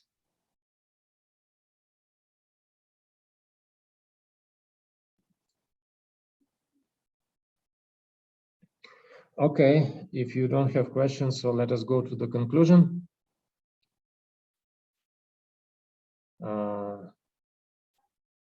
So here in the conclusion, I just, how to say, I just wanted to put together all the negative aspects or main critical issues that were raised by the opponents of the doctrine of the sanctuary. For example, they said that upon ascension, Jesus immediately entered the most holy place of the heavenly sanctuary. It was one of the ideas. The heavenly temple is not real, it is just a metaphor. The sanctuary might be defiled only by sins, but not by the confession of sins. The sanctuary of Daniel 8:14 is the earthly one, not the heavenly one. There is no biblical support for the investigative judgment teaching. The teaching of the sanctuary and investigative judgment undermines the foundational principle of Christianity. The 70-week prophecy and 2,300 evenings and mornings are not interpreted right.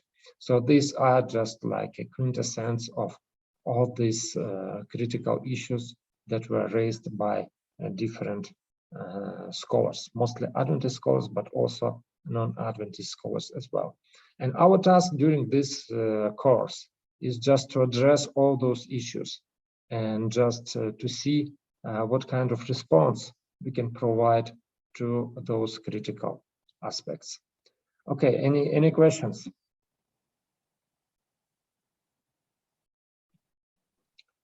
If you don't have questions, I would suggest let us make a break right now and we will move to another presentation. So what do you think?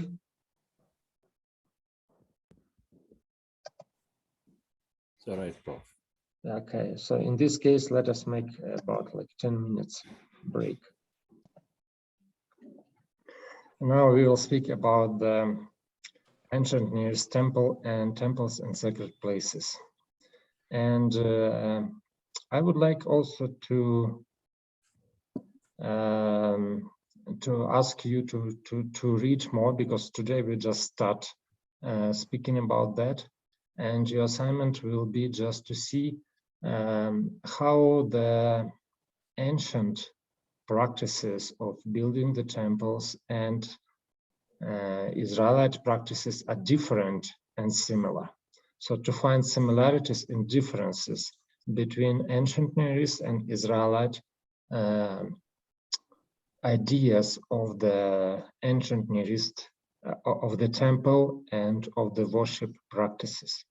Of course, some of the differences are very clear and visible, but some maybe are not so, not lie on the surface, and you need to study more in order to understand that. And you can find a lot of literature on that, especially on the ancient Near East. You can find many different books. And just one book I would like to recommend you is the book by John Walton about ancient Near East thought. Just a minute, please. I will try to find it. Just a minute.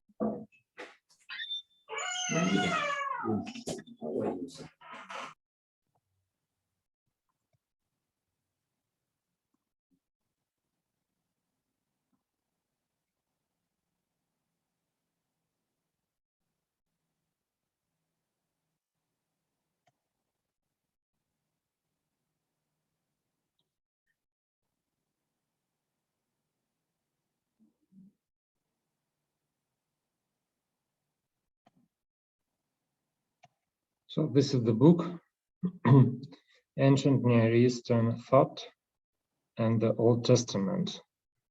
And when we look inside,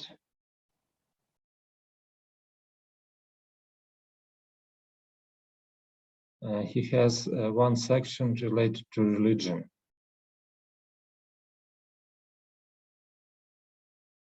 So the gods, temples and rituals, state and family religion. But as I said even before, I don't require you I don't want to limit you to only one book. And any book or any resource that you can find is perfectly good. It's okay. So you can also look for his articles on similar issue, or even you can just look for another books or another resources. Everything that you can find is okay. I just recommend you this one because he tried to make like a quintessence of everything about ancient Near East thought about the religion, temples, and rituals. But of course, the topic is very, very broad. And we Excuse cannot... me, Prof. Which book is that?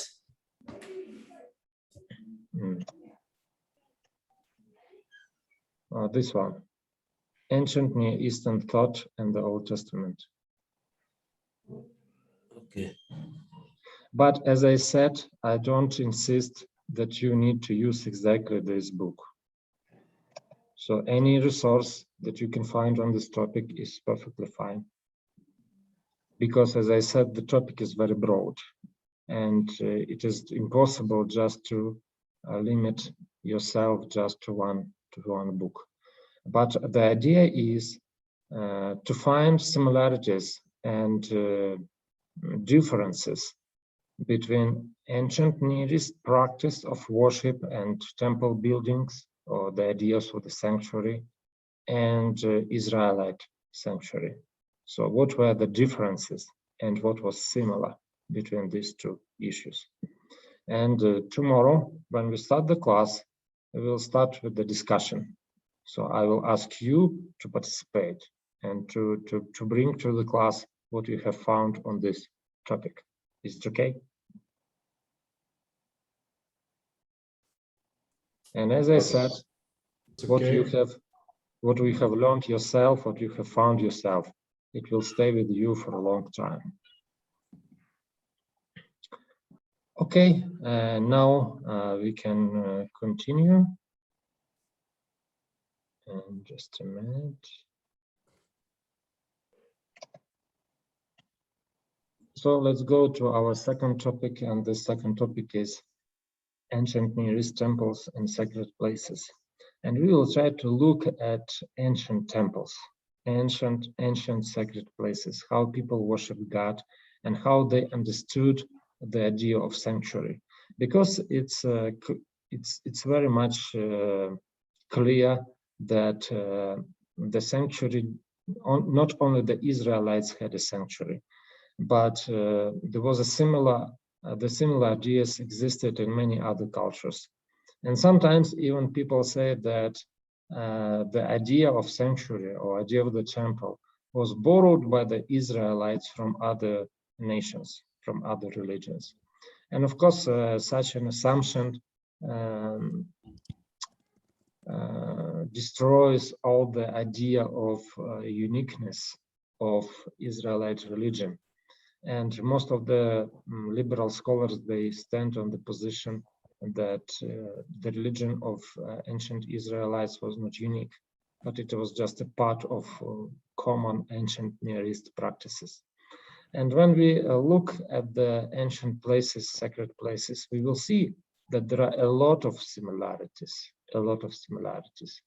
Even just recently, I came across one quotation, and it is in the very end of this presentation. I put it there, of one Adventist author. And actually, there is also an article in the .com series. There is an article about ancient Near East temples and Jerusalem temple. So there is a kind of a comparison between them. And the author actually gives a lot of common points and different points in this article. But what is interesting, in the end of the article, he says like that: if we didn't have the Bible, and if we had just archaeological remains of the Jerusalem temple, so we would say that this is just a Canaanite temple, because there are many common issues between the Jerusalem temple and the Canaanite temples. Yeah, but in fact, we can also find a lot of differences. Yeah, excuse me.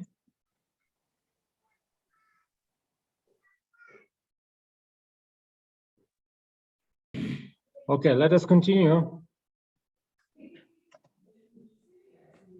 So first of all, we need to understand what was the ancient Near East temple. How did ancient people understood ancient Near East temple? And usually they understood it as the place of intersection between heavenly and earthly realms. So the temple is the place where heaven and earth comes together. This is a focal point of deity's presence on earth.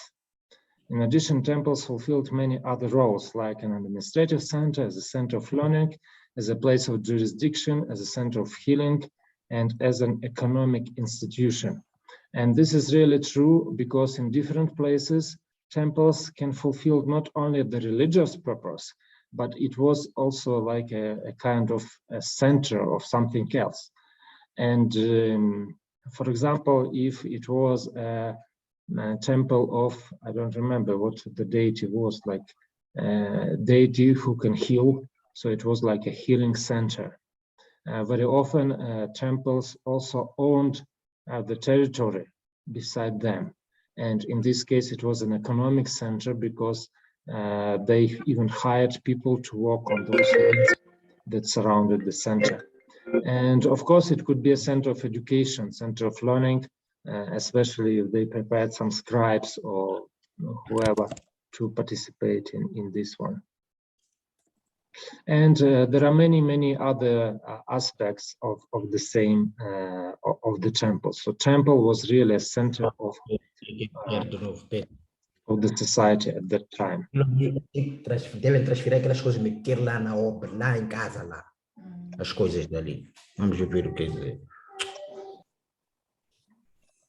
Okay, now let us discuss the first worship places. Even when we go, before we go to the temples, what is interesting, and you can find it in many places in Egypt, in Mesopotamia, and some other places, the same idea that the first worship places were not the temples, but the first worship places were the open site cultic centers. And of course, we do not have a lot of remains of this open cultic site, but we might find a lot of examples of these open places where people worship God. And one of the examples of the survived open air sacred areas is the so-called standing stones that are found in the southern Negev. And southern Negev is just Palestine, south of Palestine, eastern Sinai, and to the east of the Dead Sea. And 19 such stones were found in southern Levant. So this is how it looked like. So there is a stone, standing stone, and it was clear that it is not just a part of the rock, but it was installed there somehow. And it looks like people worshipped gods besides or on these standing stones. And it is possible to find these standing stones not only in Palestine, but in many other places. And so the standing stones are dated to the early Bronze Age. So it is about like third millennium before Christ, or even earlier. They are very diverse in size and configuration. The size is varied from 1 to 5 meters high. The stones are found in single monuments or as a number of monuments arranged together. Amichai Mazar suggested that originally the stones were installed by the nomadic people and by hunters, and later on some of them became a part of the larger temple buildings. So, but it is of course just an idea of evolution of the religion, that the religious practices were changing in the time, and in the beginning people just worshipped at the open sites, but later on the open sites were developing, and they at one point of time it became a temple. It became a temple building.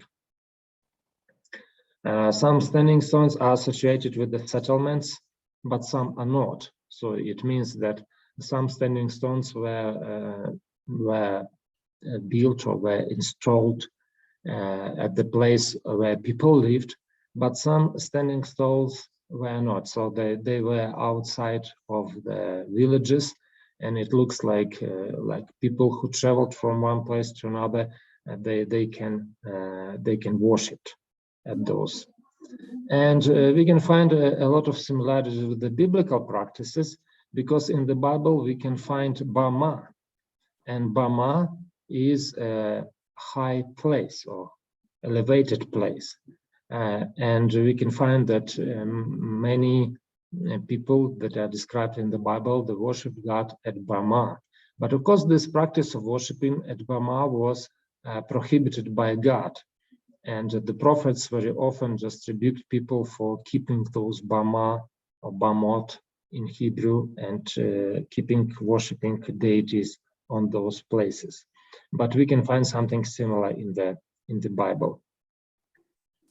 And what is also interesting, as I said, it was not only in Mesopotamia or southern Levant, but also in Egypt we can find something similar. There was a standing, there is a collection of standing stones, and they were lined up in a special way, so you can see how they were lined up. And it looks like it is like a sun clock or something similar, but yeah, people, I mean, archaeologists say that it is a kind of a worship place, so people worshipped gods on these places. While the careful arranged stones of this site seem to have served as a simple calendric observatory, Nabta Playa is the place in Egypt where these standing stones were found, is also believed to have had symbolic and ceremonial functions. It may thus have integrated the temporal cycles of the sun with the recurrent cycles of the life-giving waters as a kind of a cosmic clock tied to the underlying principles of life and death. As such, the site might even be called a proto-temple, and while the people of this region may or may not have been among the ancestors of the ancient Egyptians or pharaonic times, these same factors lie at the symbolic core of all later Egyptian temples. So we can see that the temple, the first places where people worshipped were not the temples, but they worshiped God on the open sites. And those standing stones is just the remaining of such worship places. But they survived because there was a kind of stones, but we can assume that there were even more worship places, open site places, that have not survived because they were just destroyed. And it was a common practice. Before building the temple, people worshipped God on the nature. And actually, it is very much in accord with the biblical records, because we can see even in the 4th chapter of the book of Genesis that not Adam, but Cain and Abel, they just built an altar and they worship God. And Ellen G. White, if you remember, says that people just worship God at the entrance to the Garden of Eden, because they were not allowed inside, but they just came to the entrance of the Garden of Eden, built there altars and worship God. So we can assume, and even the patriarchs, we can see that they worship God not in the temples, but they worship God at the open sites. So, so that we can assume that the first religion or people started to worship gods not in the temples, but it was a common practice to worship God in the open air cultic sites.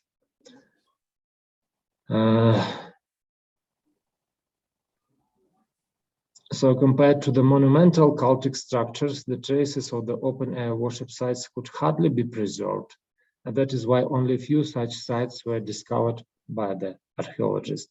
And as I said, we can say that there were many of them. And later on, we can see that such kind of practices was prohibited by the Bible. For example, in Exodus chapter 34, God said, "You shall tear down their altars and break their pillars and cut down their asherim." And most probably those pillars that are mentioned in those verses are exactly something like that. so that they put some pillars and worship gods, of course, pagan gods. They worshipped on the open air cultic sites. Okay, so these are the traces of the religion, or the ancient religion of the people. And now let us go to the temple. And what we will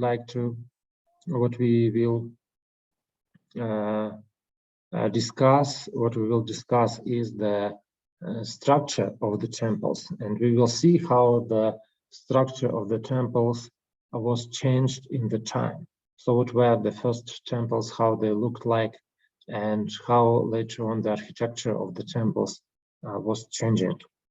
And scholars say that the first temples were so-called tripartite temples. So they had 3 parts. By the way, even the word temple, this is the Sumerian word and sometimes you can find gal. Gal in Sumerian is big, is house, gal. And I just want to ask the Old Testament scholars, gal, what does it remind you, gal? What Hebrew word you can remember, which sounds similar to gal, related to the temple?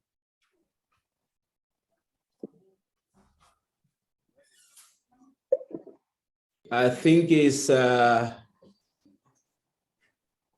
Hekal. Hekal, yes. Hekal is a palace or a temple. And we can see that even the word is very, very similar. So the Sumerian word is house, and big house is gal. And this word was used for both the people's dwelling and the temple. And we can find the same issue actually in the Hebrew Bible when the word bayit, house, is used also for both, for the temple and for the house. So basically it is a house, but when we speak about the house of the Lord, if it is Beit Adonai, so it means it is a temple. And what we can see that the plan of the temple and the plan of the house was similar. So it means that people usually understood the temple as a house, the house for a deity, the house for a deity. So on this slide, you can see just 2 plans of the, at the left side, you can see the plan of a house, just a house where people lived. At the right part, you can see a temple. And if we compare them, we will see that it is quite the same, so almost the same. So we can see these 3 parts. It's like a long building that have like 3 parts. In the temple, we can see this is the main part, and there are a lot of rooms, like, I don't know, maybe storage rooms, or they can function differently.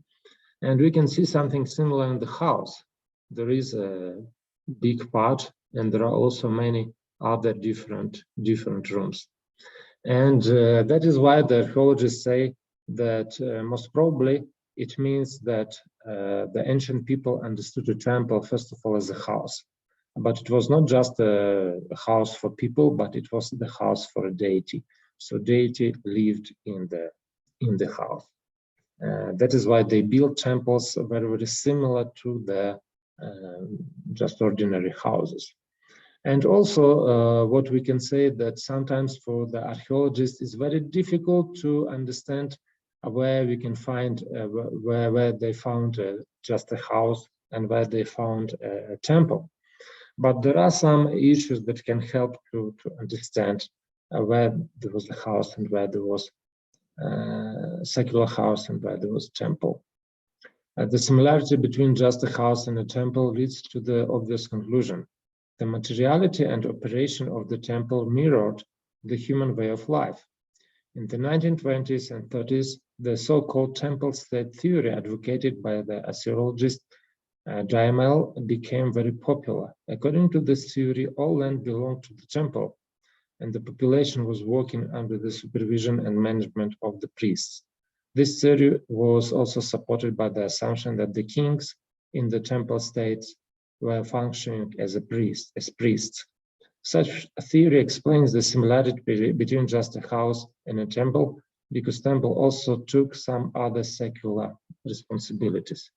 But by the way, this theory was abandoned in our days, so it was criticized, and it demonstrated that the temple-oriented organization of the society really took place in some societies, but it was not the only organization of the society at that time. So it might be like this, but the society might be organized differently in different places. Okay, so if we come back to the tripartite house, as I said, sometimes it's very difficult to identify where we have a secular building and where we have a religious building. And but usually there are some features that can help to do this. It is mostly like elevated place where usually the image of a deity was installed, and some other elements that can help to do this. Okay, so this is like one of the first temples where the tripartite temples. And now we come to a very, very interesting topic, and this is the topic of ziggurats. And of course, all of us know that there are a lot of ziggurats were found in Mesopotamia, as if I'm not mistaken, it's about 30 years. Nearly 30 ziggurats were discovered by archaeologists. One of the most famous ziggurat is ziggurat in the Ur city where Abraham used to live. And actually, this ziggurat is preserved very well. Most probably it is one of the best preserved ziggurats that we have. And we know that these ziggurats were very popular, and it was like the most common religious monuments till the end of the Neo-Babylonian Empire in Mesopotamia, and many, many of such ziggurats were found. And they are dated very early, so it looks like people started building ziggurats quite early in time. So this is a Ur ziggurat in the city of Ur. Of course, it was preserved, but not completely. It is well known that at the top of the ziggurat, there was a kind of a temple. And this temple at the top of the ziggurat has not been preserved. So any one of them, no one of them were preserved. And we just know about that only from archaeological remains and also from some records that remained from ancient peoples about the architecture of the ziggurats. So all ziggurats were built with the mud bricks, but from the outside they were covered with the baked bricks. And the ziggurats didn't have inner chambers, so it means that inside there was nothing inside. It was like a construction, and you cannot enter inside. Sometimes inside the ziggurats, archaeologists find some other, like not a garbage, but the remains of other ziggurats. So that is why they even assume that maybe the ziggurats were built one upon another, and that is why there is nothing inside. There was a common custom to build one temple in the place of the previous one, and there is an opinion that ziggurats emerge gradually as a result of layering the remains of one temple upon another. So this is the idea, but of course it's very difficult to check if it is true or not. Convention clearly demanded that the ruins of one shrine should be preserved beneath the foundation of its successor, a practice that probably explains the appearance of the high terraces on which some of the latest prehistoric temples stood. and which may be forerunners of later times. Unfortunately, no ziggurats is fully preserved. At the best, only several layers have survived. Usually, ziggurats had 3, 5, or 7 levels that were crowned by a sanctuary. So we can see this common structure of the ziggurats. And also, what I would like to emphasize, it was really a common tradition that the sacred place remained sacred for a long period of time. And for example, if the temple was built on one place and later on the temple was destroyed, in this case, if they want to rebuild the temple, they usually did it on the same place because they believe that this is a kind of a sacred place. So that is why this theory that ziggurats were emerged just gradually appeared. So one temple was built upon the place of another. And now let us try to discuss the reasons why do people build those ziggurats, and do you have any ideas? So why did they build ziggurats? So what was the purpose of building it in such a manner? So what do you think about that?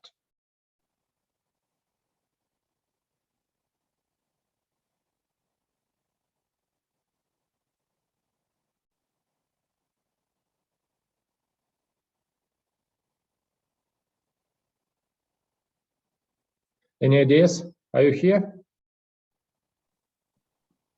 Yes, we're in, Prof. Yes, we are there, Prof. Okay, so what do you think about the purpose of ziggurats? So why did they build ziggurats in such a manner?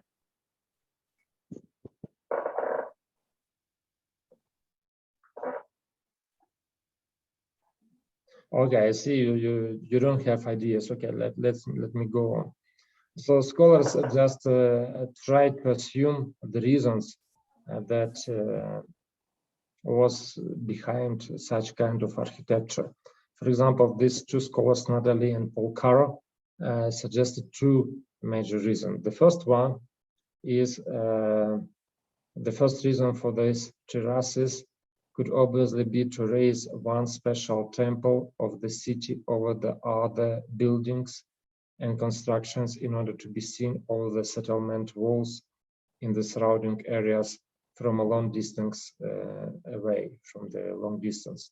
So just to make it elevated so that it can be seen from afar. The second reason could be also the creation of high observation point to observe both the landscape surrounding the city and the sky. So, what do you think about these two reasons? What do you think? Is it like a valid reason, or how can you criticize them or agree with them?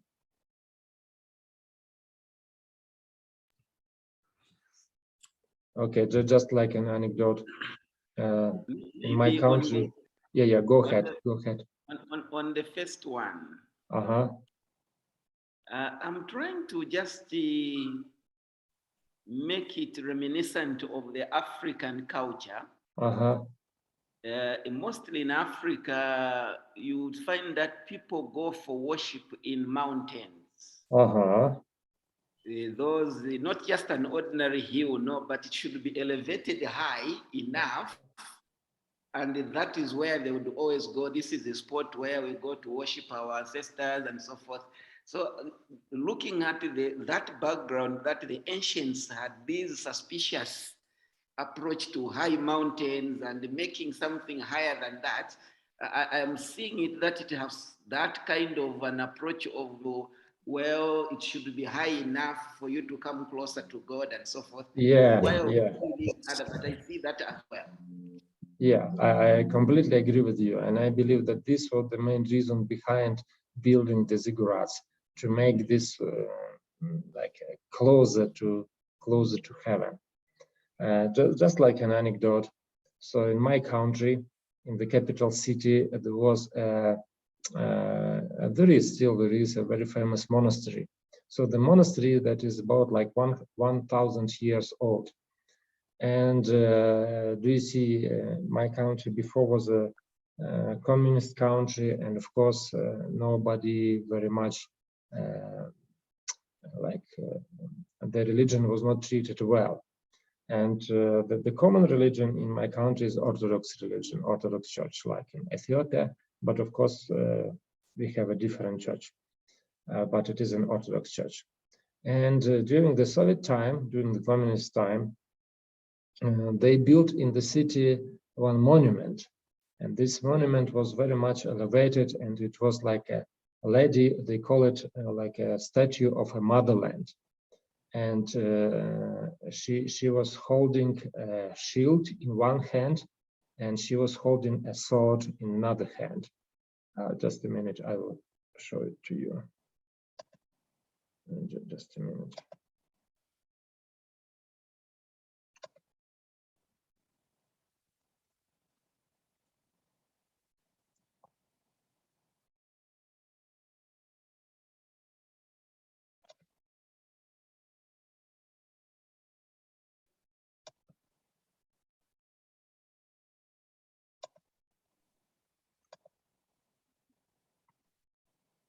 Yeah, do you see? Can you see it? Yes. Okay. Yes. Yes, Prof. So, but look at her sword that she holds in the right hand. It is a bit short. So what people say that the original statue had a longer sword, but later on they cut it. They made it shorter. And do you know why they made it shorter? When we got independence and the Orthodox Church was like more important and significant, the Orthodox priests just, I don't know, is it true or not?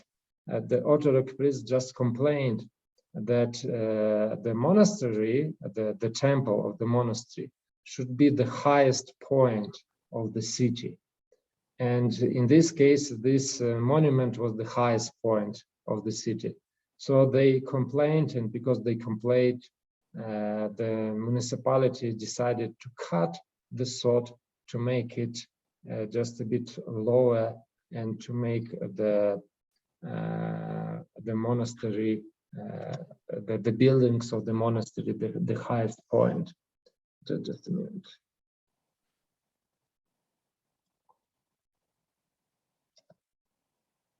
Yeah, I just want to find maybe this one. So usually these buildings of the monastery just elevated above everything in the city. Okay, it is just like an anecdote, so please don't take it seriously.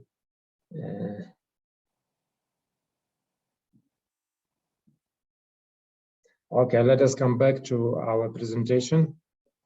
And I agree with you that most probably the most important reason was to not just to make it like an observatory or to make it visible from afar, but the most important reason was that this temple, the architecture of the temple, should resemble somehow the cosmic mountain. And ancient people believe that deities must dwell on those elevated places, so they should be elevated above the earth. So gods abide in the heaven, or at least on the top of the mountain. Therefore, the temple should be also elevated, or they should resemble somehow these cosmic mountains. I will just give you several examples. Do you remember the Greek mythology? So according to the Greek mythology, where did God live? So do you remember? What was the place of habitation of gods in Greek understanding, ancient Greek understanding? Is it Mount Olympus? Where? something like that, Mount Olympus? Oh, yes, Olympus, yes, yes. They lived on the mountain. So when we read the Ugaritic myth, so we can also find that the Baal and other deities, they dwelt on the Mount Zaphon, or Zaphon in Hebrew. So there was a common understanding that gods live somewhere on the mountains and that they should be elevated. So most probably this was the reason why they built temples on the elevated places. And also when we look at the Jerusalem temple, in Jerusalem, we can see that Jerusalem was also built upon the mountain. And although we understand that the mountain where the Jerusalem was built and the temple was built was not the highest mountain in Israel, but anyway, so it was considered as a mountain. Even the words in Hebrew language that reflect the coming to Jerusalem are the same. So they don't they don't use the word halach to go when they speak about going to Jerusalem, but they use the Hebrew word Allah, which means to go up. And when they go, when they speak about coming from Jerusalem, they use the word yarat, to go down. And even we can find the same idea in the Greek language. In the Greek language, when somebody is going to Jerusalem, it is usually anabaino. And if somebody goes from Jerusalem, it's katabaino, is going up or going down. And it's very clearly seen, for example, in the story of Jesus about the Good Samaritan, because it just Samaritan, or not Samaritan, this a man who was wounded by the robbers, he was going down. So he was going from Jerusalem to Jericho, and he was going down. And the Levite and the priest also were going down. So it means that they went from the worship service, they finished their worship time in Jerusalem, and they were going back from there. So most probably this idea of the temple should be a place elevated, should be a place somewhere on the mountain. It was a common idea behind the building of the ziggurat. And one more very interesting issue is about this sanctuary that was placed on the top of the ziggurat. So what was the purpose of this sanctuary? So what do you think about that? The purpose of the sanctuary on the top of the ziggurat. So the main issue is that people, just ordinary people, were not allowed into this sanctuary. And it is very clearly seen because do you see usually what they have? They have a temple for worship just at the bottom of the ziggurat. So the temple for worship was at the bottom, where people were able to enter and where they usually worship gods. But this sanctuary at the top of the ziggurat had a different function. And as today's scholars say, that first of all, people were not allowed to worship there. And as I said, another building, another temple was built at the base of the ziggurat where people worshipped. And what scholars said that the purpose of the sanctuary on the top was to accommodate the deity. And some of the texts that describe this sanctuary at the top, on the top of the ziggurat, they described it as a room of darkness. So it is supposed to be a dark room. So it's like a sleeping chamber for a deity. So it was an idea that deity, when the deity goes from heaven to earth, it was like a place where deity can rest, can stay for a rest and have a sleep in this room. For example, a very famous scholar, Jacobsen, a Scandinavian scholar, who is considered to be a guru in the terms of ancient Near East religion. He believes that it would seem to refer to a bedroom that is kept dark to induce sleep, as was needed for the daily midday siesta. Another element at the top of the ziggurat was called Kama, the main door, and Jacobsen says that this door leads into the temple, in which the decision about whether floods and harvests were made by Enlil, matters on which the life of the nation depended. So that is why they built these kind of temples at the top of the ziggurat, and the idea of the temple, of this sanctuary, was to accommodate the deity. So it was the place for a deity, where a deity can rest. And of course, people were not allowed there. And what can you say about that? What does it remind you?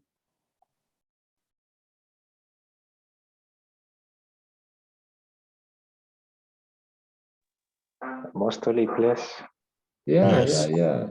So even not most holy place, but the temple in Jerusalem or tabernacle, because usually people were not allowed there. They can come only up to the entrance, and only the priests were able to enter inside. And of course, the most holy place, people can, only the high priest can enter there, and only once a year. So we can see that we have some parallels or some common ideas behind the idea of the temple or the sanctuary in the ancient Near East and in Israel. Yeah, this is from the book of John Walton. The best indication of the function of the ziggurats comes from the names that are given to them. For instance, the name of the ziggurat at Babylon, Etemenanki, means temple of the foundation of heaven and earth. One at Larsa means temple that links heaven and earth. Most significant is the name of the ziggurat at Sipar, temple of the stairway to pure heaven. The word translated stairway in this last example is used in the mythology as the means by which the messengers of the gods moved between heaven, earth, and the netherworld. As a result of this data, we would conclude that the ziggurat was a structure that was built to support the stairway. This stairway was a visual representation of that which was believed to be used by the gods to travel from one realm to another. So, what does it remind you?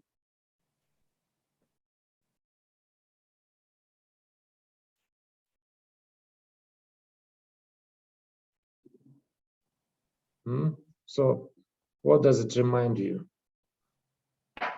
Jacob's ladder. Yeah, correct. Jacob's stairway that he saw in a dream. Yeah, and we will speak about the Jacob's dream just a bit later, but just let us keep it in mind. So this is how it is supposed to look like. Of course, this is a reconstruction, and when you start from this point, you can really see a big stairway going up to this sanctuary, where they assumed that God was living.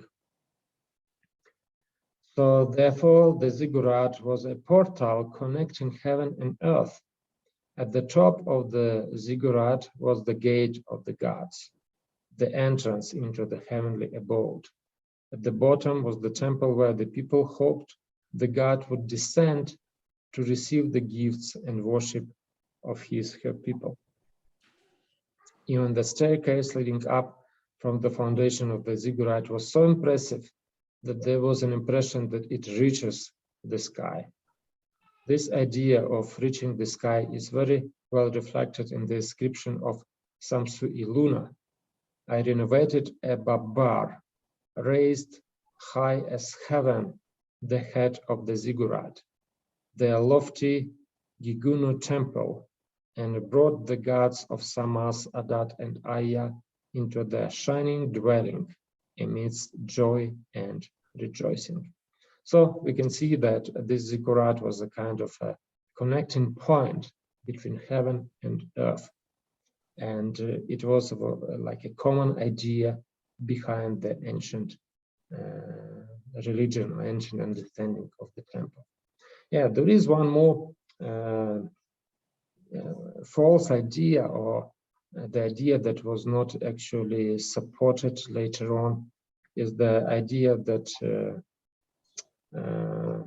there were gardens planted on those terraces of the ziggurats. And this idea was suggested by Leonard Woolley, the one who excavated Babylon. And he found this ziggurat in Ur, and he found holes. And the holes were done at regular intervals in the whole structure.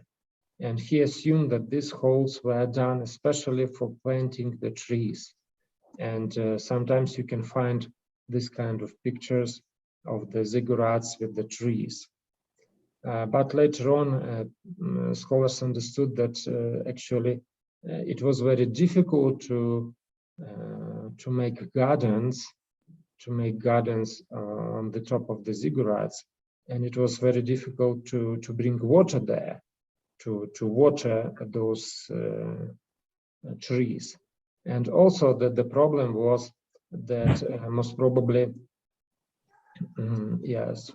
Stephanie Daly says that the planting the gardens on a mud brick tower comes with many problems, and it would have been almost impossible to supply the plants with enough water without washing away the mud brick of the tower. Because it was done with the mud brick, and only it was only the outer part of the ziggurat was done with the baked bricks. So in this case, water, if it goes down, it can just destroy the foundation of the ziggurat. So that is why modern scholars believe that those holes were not done for planting the trees, but as Stephanie Daly says, to enable the brickwork to dry out evenly, and so to prevent cracking and collapse of the construction. So we cannot say about the trees, but we will speak about the trees later on. Yeah, by the way, even those very famous gardens of Semiramid, or how these Babylonian gardens, hanging gardens. Mm-hmm. Just a minute, please.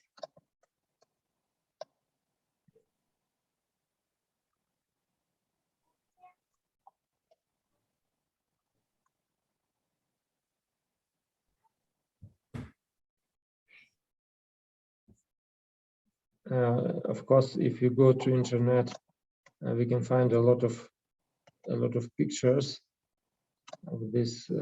Sometimes they're called Babylonian hanging gardens, but in fact, if I'm not mistaken, no, it's not that one. It's not Babylonian.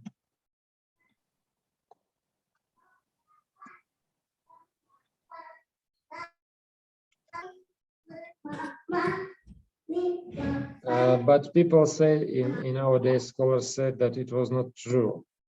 In fact, most probably it was not the Babylonian gardens, but really people who liked gardens were the Assyrians, and maybe it is just like a retrospective projection of Assyrian gardens to Babylon, but in fact there was no such thing like hanging gardens of Babylon.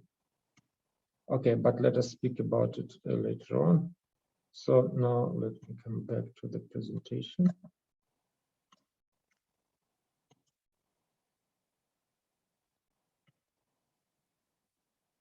And now let us speak a bit about the religious functions of the ziggurat. Anyone who has perused the whole of the material is struck by the remarkable fact that Etemenanki, the fabulous ziggurat of Babylon, is nowhere mentioned in the description of the course of the festival, though numerous other sacred localities in Babylon are referred to. Nor do we meet with any references to ceremonies performed here.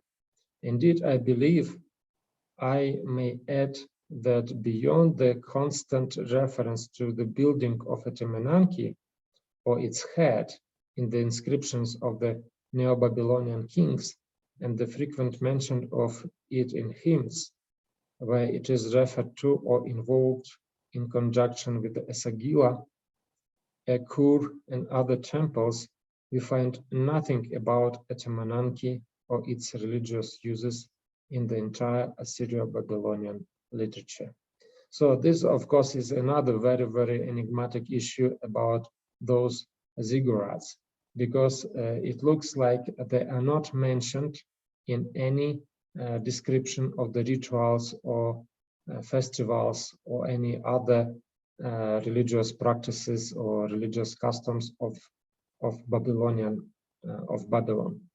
And that is why there is a big question. So what was the purpose of those ziggurats if nothing was going on there? Nothing was going on there. And most probably the ziggurat was a construction that was built to support the stairway, which was believed to be used by the gods to travel from one realm to the other. It was solely for the convenience of the gods and was maintained in order to provide the deity with the amenities that would refresh him along the way, like food, place to lie and rest, and so on. The stairway led at the top to the gate of the gods, the entrance to the divine abode. So, and that is why it was absent from any other festivals or any other rituals that was performed by the people, because the ziggurats were not for the people, it was for the deity. Okay, is it clear?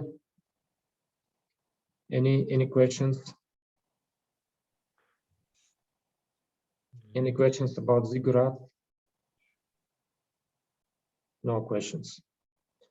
Okay, so if you don't have questions, I believe now we have 10 minutes to 1. We can stop here. And tomorrow we will continue the different temples, temple plans, and we can speak about some other issues related to the ancient Near East, understanding of the temples and sacred places. And remember that your assignment for tomorrow is to bring into the class your ideas about the differences and similarities between the ancient Near East temples and Israelite temple or tabernacle or sacred places. Okay, is it clear? Yes. Yes. So any questions? Yes, it is. Anything that you would like to, any issue that you would like to raise? Okay, let me stop recording.